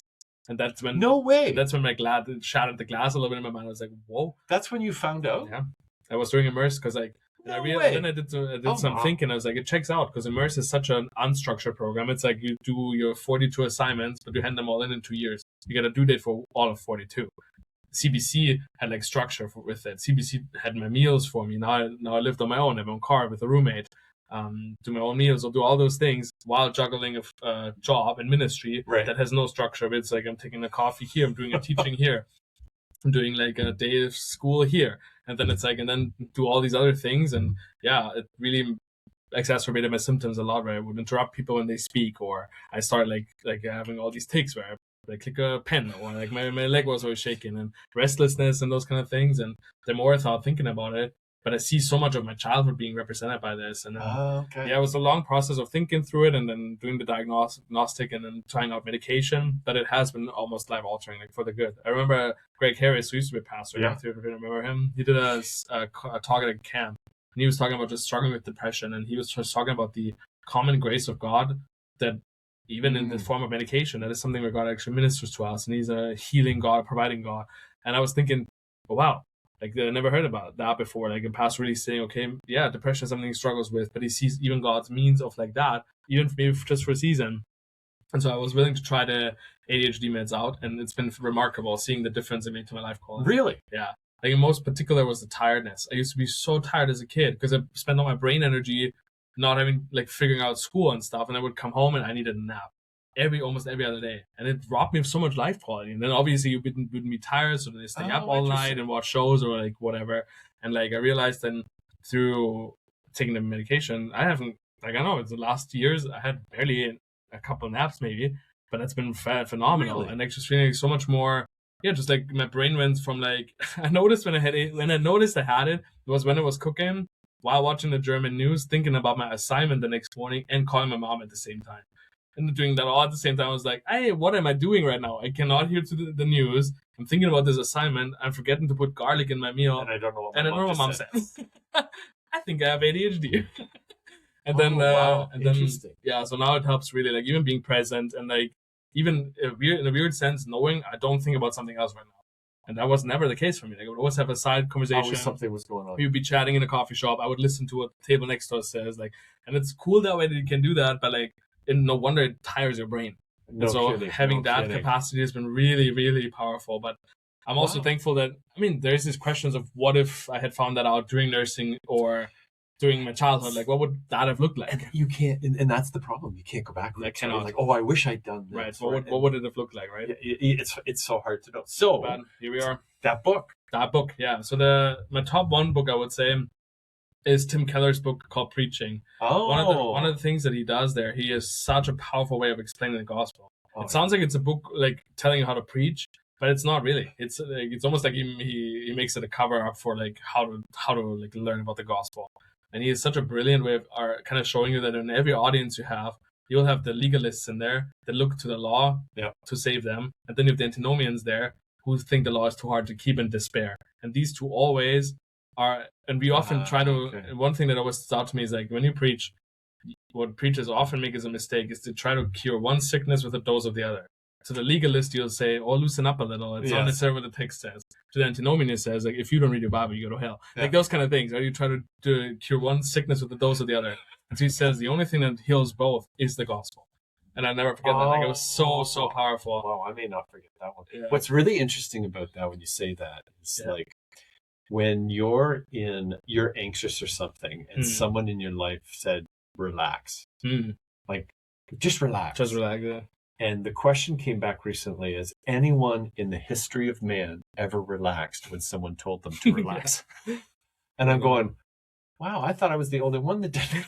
do that. Right. And so when you think of that with saying what you're saying with regards to what Keller said is really interesting. The other thing that I think is really interesting with Keller, and I'm going to say C.S. Lewis as well, is they have this ability to make complexities simpler. Totally. Like make them understandable. Totally.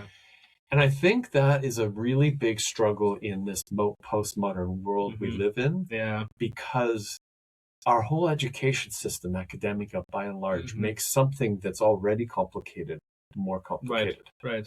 And we think that we've opened up or become more enlightened. Yeah. And in fact, instead we've become more confused. Yeah. Now that you say that, I just yesterday watched an interview with John Lennox. He's a yes. Oh yes. Have you seen the interview with the Diary of a CEO? I've seen pieces of that. Right. Oh, brilliant! I mean, I love anything John Lennox does. Such a this is a guy who just even his personality, such a love and kindness to whoever he's talking to. And he's not well. And but just a remarkable man. But he was saying Apologetics Canada was just with him. Yeah, no, I was a bit jealous, not gonna lie. It's Andy, where was my invite?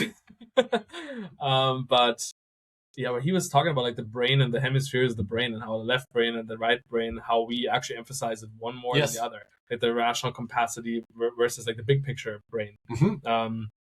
So he's saying that in the end, we've primed ourselves in this culture momentum to know a lot about. We think we know everything about everything, but we've lost the ability to understand the meaning of anything. Yes, and so that's crazy if you think about it. To know everything about everything, but have no meaning behind anything. They're losing this one side of it. Then how Christianity helps recapture that. That just reminds me of what you're saying there, in our academic system as well. It is kind of incredible. And Keller definitely had a gift for that. And I see this in our pastor Mark has an equal gift for that cultural momentum. Agreed. What is it? I think it was John Stott. It might have been, maybe I'm butchering who said it, but there was this saying of maybe it was Packer, I don't know. But you always have to be a double reader or double listener to in terms of when you study the scripture. You always have to read the Bible, but you also have to read the world. And so listen to that kind of cultural momentum and seeing how does it speak into our time and day. It's that's hard to do. And especially in our day and age where everything is you're dealing with so many things, and even from a pastoral level, you can't be an expert on anything. Or on everything. Right. First of all, there's a distrust in expertise in general right now in the culture. But then, I mean, it's hard when you're okay, you have one guy asking about how do we relate to Christian nationalism and the idea of the Holocaust denial that's happening amongst young men. But then you get an pastoral question about what do we do with the Iranian war and the Ukraine war? Where should we stand in terms of our peacemaking policies? What do we do with Trump and his politics? Then you have the next conversation about what do you think about AI and MAID? And you as a pastor just how do you juggle all of this while also being faithful to the gospel, and this is what our primary care is there, but people also look to you for guidance in all these areas. And I think, how did they do that? Keller and even Mark, how do you have such a good read on all these things? And it's hard. I think there's a gift, a spiritual gift. I think so too. With that as well, that comes with that. Yeah, I agree. I think it's also tremendous studying, as far as not just reading, but a tremendous studying that falls together, and a real look at it, something opens. Yeah. And I can only the podcast came out of this, in that whole better than not thing is okay, I've got questions, but isn't it better to believe than not to believe? Right. How bad's it going to get? Yeah, totally. And when it didn't always kind of come together but it's such a thing that it's always better to do something than to do nothing, right? It seems to me. Right. And even the curiosity of it, right? To just ask questions, and we've lost the art a little bit of listening and having those dialogues and and even critically then engaging. Do I agree with this? Do I believe this? That's definitely an area of our momentum right now. And it's one of those things that it goes back to Spurgeon's comments on it being not only humbling but mind expanding and consolidating, because it affects you in all those different ways, right? It's just Hebrews 11:3. I remember we did Hebrews last year. Is where by faith I understand the universe was created by the word of God, and everything that we see is made out of things that are not visible. That's science, in one verse. Totally, and mind-blowingly so. I was when Jesse was doing this, I stand up at my table because I'm going I can't believe I'm hearing this. Yeah. And then we were in the first of Ecclesiastes and saying similar things to that too. Well, Ecclesiastes might be one of my favorite books. No way. Yeah, absolutely. There's another book I would say. It's called Everything's Never Enough. It's called by Bobby Jameson. It just came out 2 years ago or a year and a half ago. Amazing book. Like if I'd recommend to you a book to read. Okay, that's my next question. Yeah, order that. If you read it like alongside Ecclesiastes, it's such a brilliant way. And the book is so. I mean, obviously people are fascinated by it because Ecclesiastes is kind of like you do not expect this book to be in the Bible. The statements it makes are radical. Like saying like I hate my life. You see a person who says like I despise my life, kind of those kind of statements. It's remarkable that the Bible gives us this kind of like guy who tries to figure out the most ancient question: what is the meaning of life? And he's in despair because what he sees is like I cannot make sense of any of this. And like, but in the whole book, he kind of comes to this conclusion: without God, nothing makes sense. No. That's exactly what is our problem today. Like what Chester Lennox said, right? This big disparaging momentum where it's like we know everything about everything, and that's what the Ecclesiastes guy found out thousands of years ago. Like he observed things on earth, he observed the way of the wicked, the way of the rich, the way of the poor. He observed it all, and it makes no sense. He's just like, how is it that I build this massive kingdom? He says, only for my son to tear it down. It's like, what's the point of it? What's the point of all the suffering he's seeing? It doesn't. The godly guy dies a more gruesome death than the wicked man, and he thrives. How is this fair? And like the sheer randomness of it, I think is so powerful because you really have those questions that you ask yourself, and you're like, yeah, I resonate with this. And someone says it out loud. I've been thinking this my whole life, and now you have a book in the Bible that says it out loud. That's ancient. Like it's been here for thousands of years. It's remarkable. Like I think it's such an applicable book. So that's why I want to sit on Ecclesiastes. Okay, we'll have to a little bit that one from you because one of the things that's really interesting to me was said also last night is like nothing's new under the sun, right? Mm-hmm. And it's like how many people go, this is very original. This is brand new technologies, and it's kind of going like. I think it was Steve Jobs, actually, of Apple that said, when you think that you've created something that's original, just remember you haven't. And I think, I'm paraphrasing, but I think it's one of those things that we get so caught up. I mean, when Ezra's here, he's always talking about self-made myth. Mm. And it's like, how many of us, like, well, this all happened because of me. Mm. Yeah. And like, how many things happen? Like how many stories have you said today that would not have impacted if it hadn't been a person that you met that you had no control of? Totally. And incidents is happening like that. And that's what I think the guy in Ecclesiastes wrestles with, because it ultimately is this: who orchestrates all of this? Who's behind all of this? It's like, in the end, he just sees, and then but the freedom that comes from that, knowing that God is over this, and the kind of love that can come from this. And I think, in that book by Bobby Jameson, he explains it kind of like the book is almost functioned and designed in a way where it's like, imagine a house with like 3 levels, and the majority of the time you're on this ground, on this level ground, and you always see life just as is. And right. And you're like, and it's the majority of what he spends the time in the book. And every once in a while he goes into the second floor, and he sees a little bit beyond heaven. He sees what's above the sun a little bit. These like moments where he's trying to make sense. Okay, I see there's another thing going on. And there's about like 4 or 5 or 6 times where he goes on the rooftop and he kind of sees the whole with God in mind. And that's these peak moments when he kind of makes sense of the world. Oh, okay. And that kind of drives him to see, okay, life is actually a gift. Or those kind of moments when life is a gift, or you know what, it might not be fair, but God is good. Like those kind of like things to learn, and that's pretty brilliant. Well, it's one of the questions I used to have right at the beginning was this whole idea around we come into this world, we have nothing to do with it. Yeah. Why we come into it in the 19th century, not the 12th century, nothing. Why Canada and not Germany or South America? Right. None of it. Yeah. Our family, like I didn't pick my name. Nothing. It's unbelievable. Yeah. So when you graduate, when you're born, you become that. Where's the line come in that we actually then start to control? Yeah, that's a good question. And when you start looking, and it's like, you just think about getting up in the morning, right? Like how many things go like you thought they were going to go. I think it's a grand illusion to think you're in control of it, right? I think that's what this society tells us. Well, we buy it. Oh, yeah. We buy it. Even theologically, I think there's so much of that camp that says like my decision is like deciding the outcome. When in reality, it's like, what influenced you to this decision? Like you read a verse like and it's crazy because all of the things you obviously don't want to get into a deterministic stance that's in fact very atheist to think like your genetics are just determining everything. Right. So clearly there's a layer in which your free will and your decision making seems to somehow work together with God's sovereignty. But the one thing that's absolutely clear is you see a scripture verse where you see Abimelech interacting with Abraham, and you see this verse I think in Genesis where it says like God prevented him from sinning. What? Like, how did God prevent him from sinning? Like, that's what God can do. So that even your sin is not something that's beyond God's control, which is a crazy statement.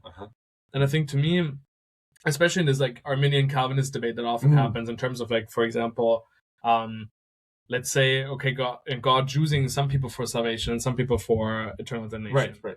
And in the Arminian setting, no, it's the person that chooses one way or the other. To me, it makes no difference because in the end, someone goes to hell and God could prevent it. Whether he directly orchestrates it or he prevents it, when he could, he's still somehow responsible. And so oftentimes people end up in one camp because they can't fathom a God who would allow for that. But in both scenarios, he does, unless you embrace universalism. And so the question then is, I'd much rather am comfortable with a God who's in full control and is good and just and loving and has his reasons for what he's doing, versus a weak God who's just cuddly and nice and who would never dare to send someone to eternal damnation unjustly. And I mean, it's an oversimplification to a degree, but when you kind of go down that ladder road, it's like, but how come the planets rotate perfectly in an orbit? Like, what do we do with that, right? Yeah, even what you said, it's interesting. Like we have no control of like the span of our life, nor a family of origin. Like to say that like my sister had the exact same chance as I to find the Lord, it's just absurd. It's not. She lived a completely different life circumstances. Like that's why it's a sheer falling on your knees. And I think in the echo of Paul, wretched man that I am, but thanks be to the Lord who saved me, because it's sheer grace. Like this like thing where it's like God didn't look at me at the foundation of the world and thinks, oh, Martin's a great guy. I need him. That's why I've taken him. And the other one isn't good enough. I'm not taking him. The fact that Romans 9 actually emphasizes this, it's not about someone's will of running. It's not about someone's effort. It's about God who has mercy upon who has mercy, and that is brutal to a degree. Oh yeah. But there's also like a kind of like liberating kind of like way there, where it's like, no, if God then chose me, He's gonna finish this with me. Well, this is to me the whole faith part. Like, I mean, a very profound moment in my life was in Galatians study. Oh, okay, yeah.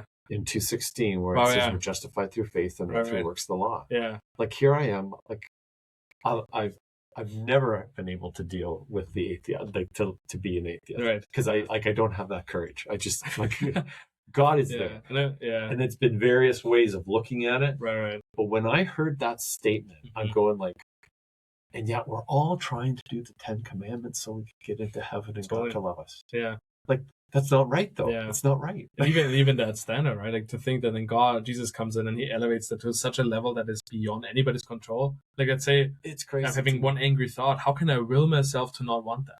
I can't. My sinful nature I can't. Like even if I have enough self-control to not act on it, for Jesus says for even to have this thought is the sin. It's like that for the original audience. This must have been the most crushing statement ever, I imagine. Like the Sermon on the Mount is fascinating. That I Sermon on the Mount is one of the most fascinating parts to me. Sure. But it's not until you really embrace it deeply, because it's like for years and years. Oh well, it doesn't really matter. After a woman, right? Like no one saw that. Like, it didn't really. And you kind of go and you realize. Well, I come to the conclusion is I cannot not sin. Mm-hmm. Wow. I think most of the wars in our world are set up because, well, I've learned how not to sin and I'm judging you. Exactly. 100%. And it's like that, and once you realize that, I think that's where you ultimately just end up with the Lord. You have no other choice. How else? Yeah, totally. And I think it's a bold statement to say that, but in fact, we realize that you can't. You may be able to act upon what you want or not act upon what you want.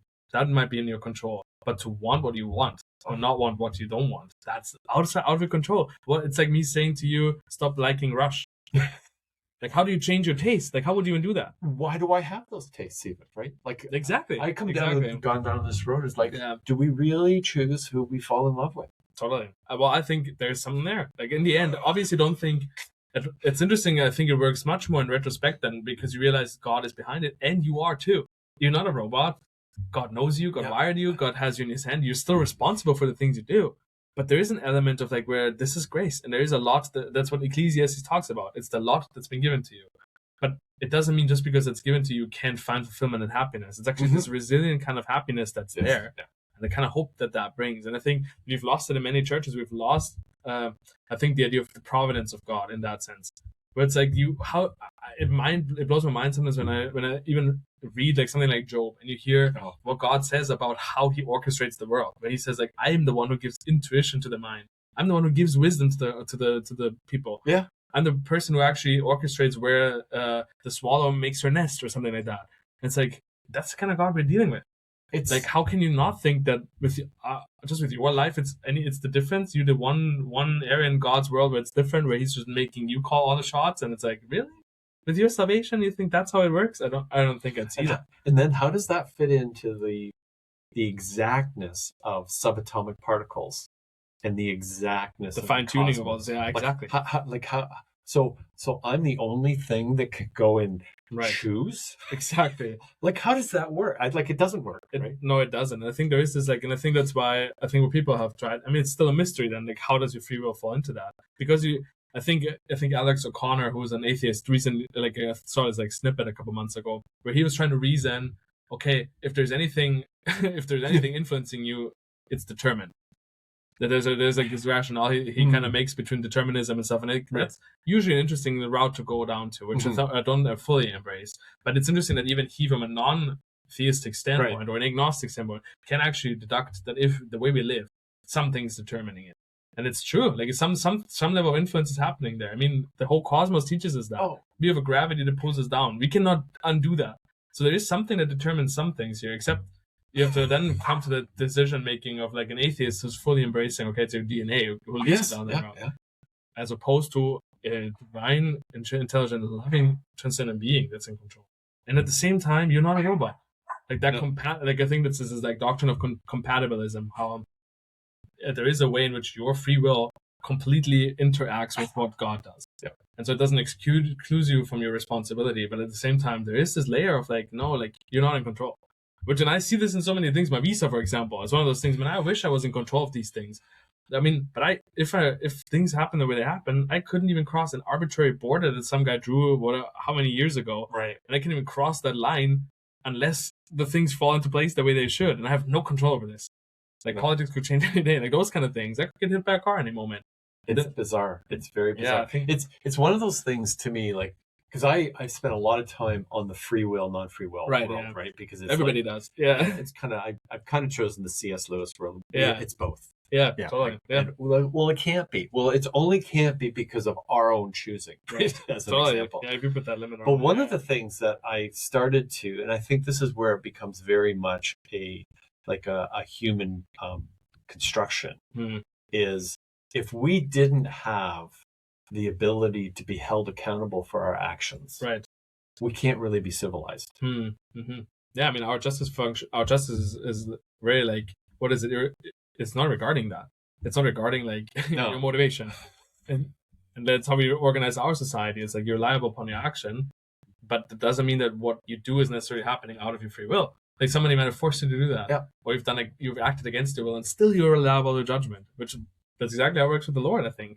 Well, there was just so many things that kind of came out. I watched a show called The Sinners. Okay. Not the movie. Okay, yeah. I think but that it was the show. I think there were 5 seasons of it. Bill Pullman was the star in it. Yeah, but the 5th one, it's in this show, they're demonstrating personal truth versus truth, right? And the whole idea of, well, my truth, your truth. Yes, and this is what, like, we're still very around, I only believe my own truth. And you kind of go, so if I believe that it's okay to kill, and you don't, why are you more right than I am? Totally. Yeah. Which is this whole idea of morality, right?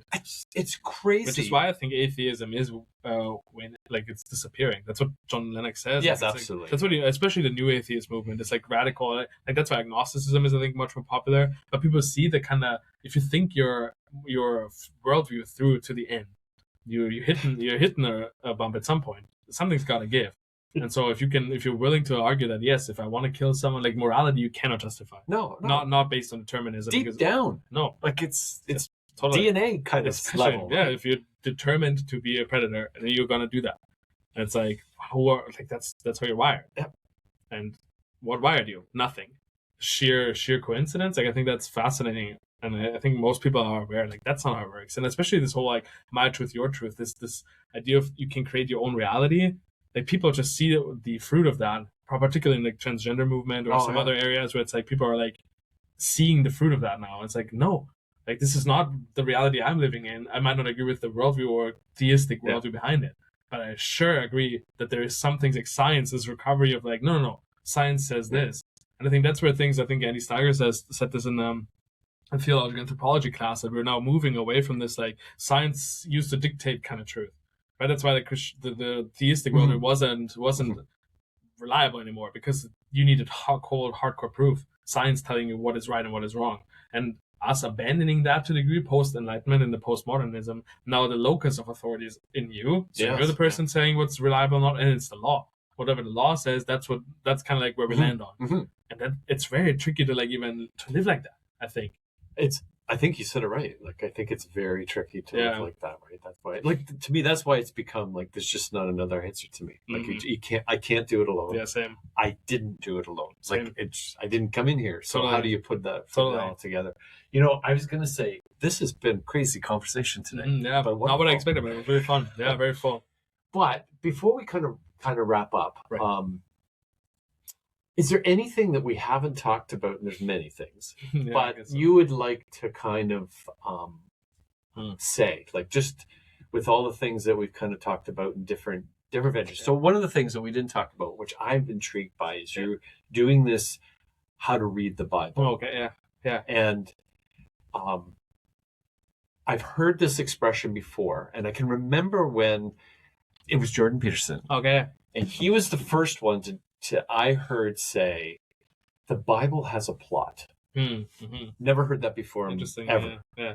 I thought it was a collection of gospels. I was raised in the Anglican Church. Most of the epistle, the gospel, and you would hear that was the tradition and how it worked. Yeah. And when he said that, I started saying, okay, I need to start. Well, that, and for some reason or other, seeing the dramatic depiction of the Abraham-Sarah story on the Bible series. Okay, yeah. And I'm working out because I'm watching this while I'm working out. Is it John Peterson's series? No. This is actually done by Mark Burnett and Roma Downey. Okay. They did it for the History Channel. Okay. And it was called 4 of the Old Testament, 4 hours of the New Testament. I see. It shifted me. My daughter gave it to me years ago. Okay. And I'm watching the beginning, right? It starts with Noah, but then it's an Abraham story. And for whatever reason, Abraham has promised by God to have numerous descendants, be the stars of great descendants. Right. We know the story. And Sarah comes up, I am barren. I can't have children. And she says, but we can solve this. And I thought this is like so human, right? Yeah. Because we do it all the time. Yeah. Like every day, it seems. Right. You can go to my slave woman, Hagar, and have your legal descendant. Yeah, totally. And I'm watching this, and I'm going, and for the first time, like this is probably 10 years ago now, I'm going, this is not going to work out well. I just recently read Margaret Atwood's book, A Handmaid's Tale. I only know the series. And it talked about how the part of the deal was the control of birth. Right. And they could have these handmaids. And that's cult, right? Kind of like, yeah. And the handmaids would have the child for the woman, right? Oh, wow, yeah. And I'm going like, I struggled with it. Sorry, Margaret, but I struggled with it because no one's doing that. Right? Like, no one, like, can you accept a world that's gone so far that I can have my wife, and then I can have this other woman that can have her baby. Yeah, wow. Like, that's really messed up. But that's Handmaid's Tale. Yeah. Then I'm reading the Abraham Sarah story, right? And I'm going like, that's not a new story, actually. And we know the end. You under the sun, right there. Yeah. We know that doesn't end well. And that's really, I will say, was the lightning bolt that struck me to say, you maybe need to take a little bit more look at the Bible. Interesting. And so it's just... That was just a couple of years ago then, or? That was probably 8 to 10 years ago now. Yeah. We were in Ontario. Right. And you've been reading The Handmaid's Tale at that point? I had just this is with like how I had left the corporate world with my book, Right. doing a bunch of book tours and stuff like that. And then we were trying to figure out all this. This is just prior to the pandemic, right? When it started. And seeing this, and I knew I was on a new kind of journey. Because like in the last 5 years, you would say you turned more from a lukewarm believer to like a full it's just so switched, right? Like it just turned enormously. Yeah. I think part of it was moving out here. Okay, yeah. Because it's the first time that Laura and I in our lives both kind of said, let's sell the house and go to the West Coast. Right. Because we actually honeymooned here at Expo 86. Oh, nice. Wow. That's how old I am.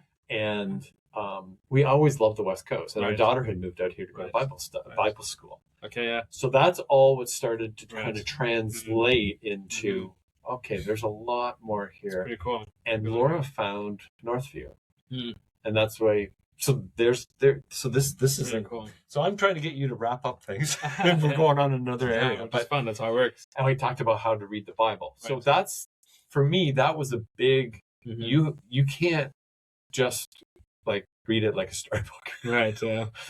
And Levi told me. I said, like, I tried to read it once, and he says you can't understand a verse until you've read it at least 5 times. Yeah. 5 times. I've never read anything 5 times. Right. And so as we're kind of going through this, Laura found Northview, and Ezra was the first that I heard speak. Okay. Yeah. Wow. And that's the question I have now is, what's the secret sauce for Northview? What's the secret sauce? Yeah. Because, as you know, you're part of it now. Right. Yeah. It's an incredible pastoral bench. Yeah. Like as far as from pastors to coordinators to everyone who's involved with it. Yeah. But how do they stay so connected to Scripture? Because everybody has Scripture available to them. Yeah. Like you're relatively new to the staff part. Right. Yeah, just 3 years now. What do you think? Yeah, I mean, something that drew me to the church initially was just their ability to like teach the Gospels of faithfully, and I think that's one of the strengths. Is just I think there's just in one sense you can oversimplify the Bible a lot, and in terms of you read it not even literally as a literary work, you read it literalistically, like a wooden kind of like when it says God is a fortress, you imagine him to be an actual fortress, which none of us really believe that, but it's that kind of literal sense. Yeah, and where you tend to cherry pick those things, and I love what Brad Knoda, he's a teacher at MEI, he's a Bible teacher there, and he has like this like sign on his door that I love, and it says like, you can do all things through a verse taken out of context. Kind of playing on you can do all things through Christ, because that's a verse we often take out of context. But like this whole idea of like, that's how often Scripture is being used, right? Like, it's just proof texting or cherry picking, and like the idea of like both seeing it as a whole unified narrative story of God in the world, but having all these subgenres across 66 books and about 40 different authors, and it's amazing, 3 different times and thousands of years, but seeing that unified author, which is God, that's powerful alone. Like seeing, and then there's like these things like when you see the like even what Christ himself says about the Scriptures, saying like, you think in this book you have the eternal life, he says to the Pharisees in John 5, but it's me that testify about it. Or in the Road of Emmaus in Luke 24, he's explaining the law, the prophets, and the Psalms and how they pertain to him. And I think it's that if you see, it's much more about God than it is about us. Oh yeah, even though it is about us. And so often there's this layer of like these different like layers of meaning. When you see like more often of how it works as a literary piece, right? How it works in its being inspired. You see this like reality of like what they often say of the Gospel of John. It's so shallow a kid can bathe in it, and it's so deep an elephant can drown in it. Yeah. And seeing that for the whole of the Bible, it's a helpful like way of looking at it. It's like, yeah, sure, there's things that are so simple that a kid can understand and find eternal life in it. But there's also depth and layers to it about the mind. What would we expect from a divine being trying to communicate who he is, a being that's transcendent and purely good and the creator of the entire universe? What else would we expect about the one revelation it gives us? Of course, it's going to be as complex and complicated, and at the same time so beautiful and profoundly simple. Like there's these layers of that complexity that I think Northview has a gift. I think been given in terms of centering their theology on actual education. And I think coming from a church background in Germany, where that's just almost frowned upon a little bit, this idea of like, for you to actually study the text or studying the ancient languages. So it's kind of like this kind of approach to the Bible. It's almost like it's frowned upon, almost like this idea of you need to be especially educated, Really? because it should be so accessible to everybody and everybody can understand it. Right. And I think it's actually putting God much more in a box, and it's actually taking the mystery and like the complexity out of it, which I think is there because it draws us to God. It makes you actually reliant on, I need the Holy Spirit to make sense of this, and then these revelations kind of, and the fact that it's also unlike any other book because it's living. It's like, sure, there's a person that reads a verse out of context and God still uses that. Like John Stott, who hears a sermon preached from a heretic, a heresy he later rejects, but comes to saving faith through that. So having this idea of there is the Holy Spirit behind that layer of it. Plus, then there's actual things that I think Christians over the centuries have done in studying it. Like there are these actual guardrails, I think. Of course, you can distort the scripture. I think I could convince you to eat your child in the famine with a verse in the Bible. Yes, yeah. I think I could seriously try to distort it so much that it could convince you, pressure you, and that's how cults function. But then there's also other areas in which, like, no, there are actual things where we can actually see how the authors themselves seem to work with the book, how Christians in the early Christian church and also throughout the centuries have approached it. And there's all these like guardrails too. And I think it's not, in one sense, there is a science behind it. Mm-hmm. And then at the same time, it is a mystery. And so like bringing those together, I think, is what Northview, I think, seemingly does well, especially in their preaching. I think so often, like, I mean, I've been to churches in Canada where I've seen like a church preach on a book called The Story, which is kind of a paraphrase of the Bible. Yes. But then they've preached on that book, The Story. So they've preached on the paraphrase of a summary. Yeah. And so it's like, really? Like, those kind of like layers. I mean, you see that complexity, even in Abbotsford, where you hear churches like they drift theologically from things that the church hasn't believed for 2 centuries. And we so easily do that. But then you hear them preach and you see they've completely abandoned the gospel. Because for some reason it's not functional anymore, or it's reductionistic, or it's misogynistic, or whatever your label you want to give it. And it's like, what if it's just like holy? What if it's like God's character, right? And what if we just take it? And that is a challenge to me, because I'm like, I mean, there's ways in which, like, especially when it becomes your job to a degree, also to love God's word, to not lose that. I think Jesse Wilson's sermon on the weekend will be pretty good for that. I think he's going to give us some fresh perspective, I think, about how God's word is meant to be. And so I just recently, literally 2 days ago, I should even say this in a podcast, I dropped a lot of money on a new Bible. Oh. And we're talking a lot of money. Oh, wow. Okay. Like, a lot. Okay. It's like for a coordinator at Northview, at least a lot. Shout out to the lifeguards that make $8 more an hour. I'm just kidding. But no, but this is like this book that I think it's called Schuler Bibles. They're like hand binding it with like goat skin leather, and it's like a very sweet. Like my roommate has one of them, and it's like, oh, I love that feel of having that Bible in the hand. And I was like, I decided I want to get a translation that is a bit newer, and in this format, and I want to have that so I can read it devotional again. And I need to because sometimes, like, especially in the last year and all this, man, I like my love for it and like the kind of spiritual relationship to the word.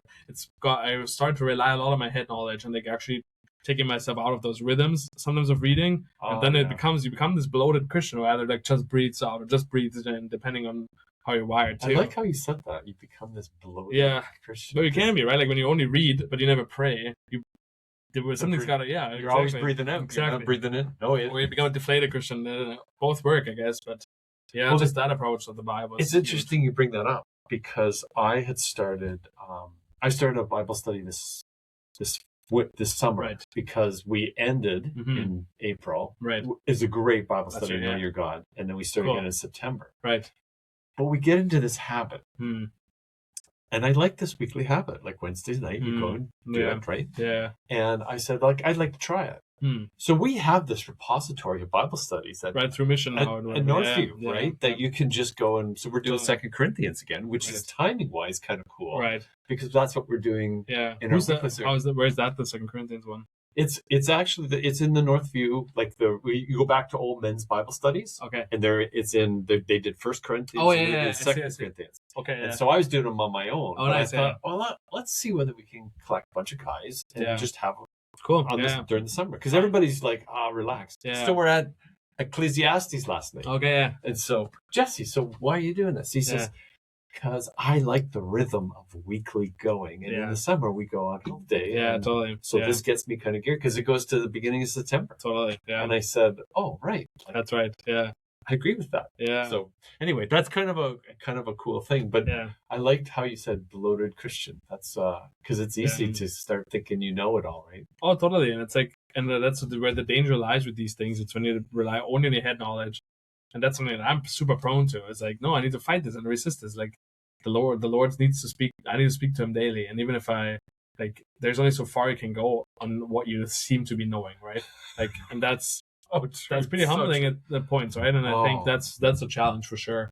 But yeah, I think Northview is just a wealth of resourcing. There's a wealth of like an actual like training pastors, and like they're all super well versed. Yeah, and I think that's a blessing. But cool. At the same time, we are a church who needs to learn and also grow in dependence on the Spirit and like become a prayerful church and those kind of things. When you see when you go to the AGM, yeah, I didn't when the last one is right, like a few months ago. Yeah, I think in June. I'm not. And so our sure. lead pastor in this AGM meeting, all he talks about is growing prayer within the church. Yeah, that tells you something, right? Yeah, totally. And I'm so thankful for it. Like I think Mark has, as I said, he has this gift of discernment, and he sees that. Crazy. Yeah, but I think it's interesting because we're such a head and knowledge heavy church. You see this, our sermons are the most, the Bible studies, like the wealth that's there. Yes. But how much is happening in the prayer world in our church? And I think that's fair, like to ask, but like be committed and drive that, but to see the beauty of that, and like even on staff and like beyond that, and even my personal life. Like they're like, man, like if I think if the mirror is being held up and I have to look at my prayer life, man, should I even be talking about this in this podcast? Even like those kind of questions, where it's like it's easy, like, and I think that sometimes like the reality of church in general, like we can convince ourselves in those, like we have a strength there, and it'll almost like cover for the rest of it.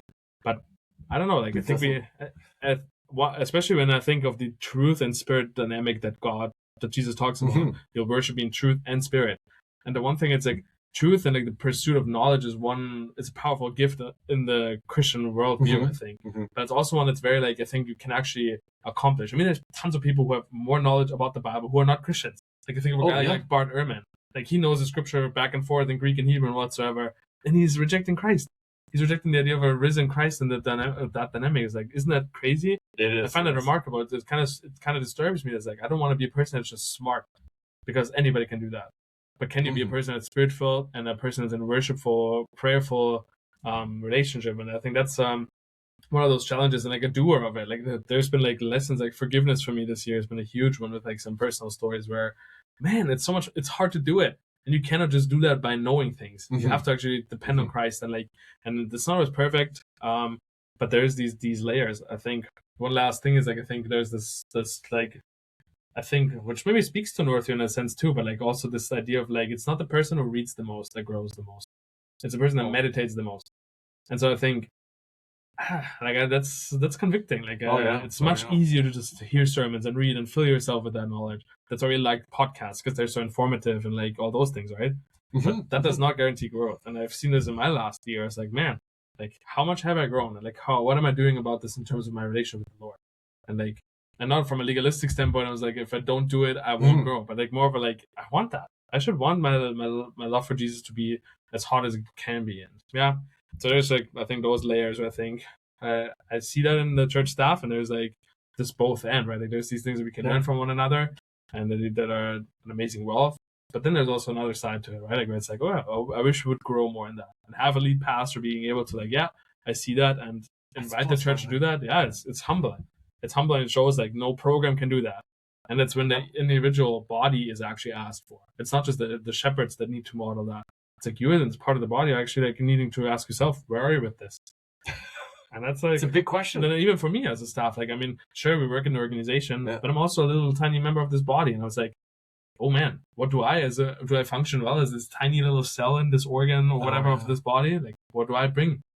And yeah, I think it's a cool way of looking at it, for sure. It's a good way to end on a podcast. Is like, ooh. Well, I'm actually thinking, now that you've mentioned it so many times, maybe we should end in a prayer. Yeah, I would love that. Let's do it. Okay. Well, yeah, for sure. Are you for starting and ending? How do we want to I was going to say, do you want you prayer, and then I'll wrap it up? How would that be? How would we do that? Yeah, I would love that. Yeah, let's do that. I feel I'm driven by this right now. Yeah, no, let's totally do cool. It. Yeah. Dear Jesus, I thank you for this space. Thank you just for the gift it is to have a God who's so magnificent and so big that we can that you create humans in your likeness with minds and curiosity and just being able to have conversation, Lord. Even reminding that you are God who speaks things into existence, and the gift that we have of speaking and communicating. What a treasure. I thank you for this blessing of just having conversation with my brother Doug and just having the opportunity to get to know each other better and hear ultimately what you do in our lives and how you've orchestrated things to come that way. And I pray for whoever's listening that you would stir in us just a desire to know you more and worship you both in truth and spirit. Praise for our church, that you would draw us deeper into a relationship of intimacy with you. And we're thankful for who you are, Jesus, that you are the God who dies on the cross, who loves us so much, his creation, to redeem us. And thank you just for the peace and the meaning you endow into this universe and that we get to know through you. And so pray that if there's any listeners that questions the meaning of their life or who wonders what this is all about, I pray that you would reveal yourself to them. Commit this time into your hand and thankful for it. In Jesus' name I pray. Amen. And I thank you for creating this podcast that allows us to have these kind of conversations where we can get right down to what this is all about, and the Spirit being really right in the room with us, amongst us, bringing us the thoughts that we have no idea, having us hear today about Martin's world, the development, and how you've worked so many wonders and miracles in his pathway to bring us here to Northview and Abbotsford, and to be able to talk about your story and connect that and help us to understand it. And if this can in any way impact a single person, it's made it its way, and it's you've the one that have created. I don't know where often this comes from, but again, we are here, and in your spirit, thank you again for having, I'll say, Brother Martin here. It's been a long time in coming, and it's been certainly worthwhile. In your son's name, Jesus. Amen. Amen. And with that, I was going to say, Martin, it's been wonderful to have thanks this for kind having of discussion. me. It's kind great. of a crazy time to kind of go through it. I thank you today for joining us for another one of these, I'll say, intriguing, fascinating stories, learning about what Martin's been up to and where he could go, and pick up some of the suggestions that he's given for even books to read. And if you do have questions, or you're wondering, like, you hear me often saying, like, I can't do this thing alone. And you see around us, so many things that are upside down and don't make sense. But I do think there is a way. And with that, I was going to say thank you for joining us. I hope you'll subscribe to my YouTube channel so you can see some more of these stories that we hear. And with that, bye for now. Thanks again, Martin.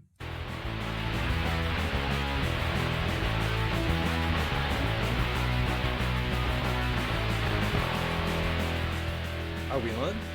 Good. Welcome to the Better Than Not podcast. Sometimes we get it right, sometimes we don't. But when we at least do something, we know it's almost always better than not.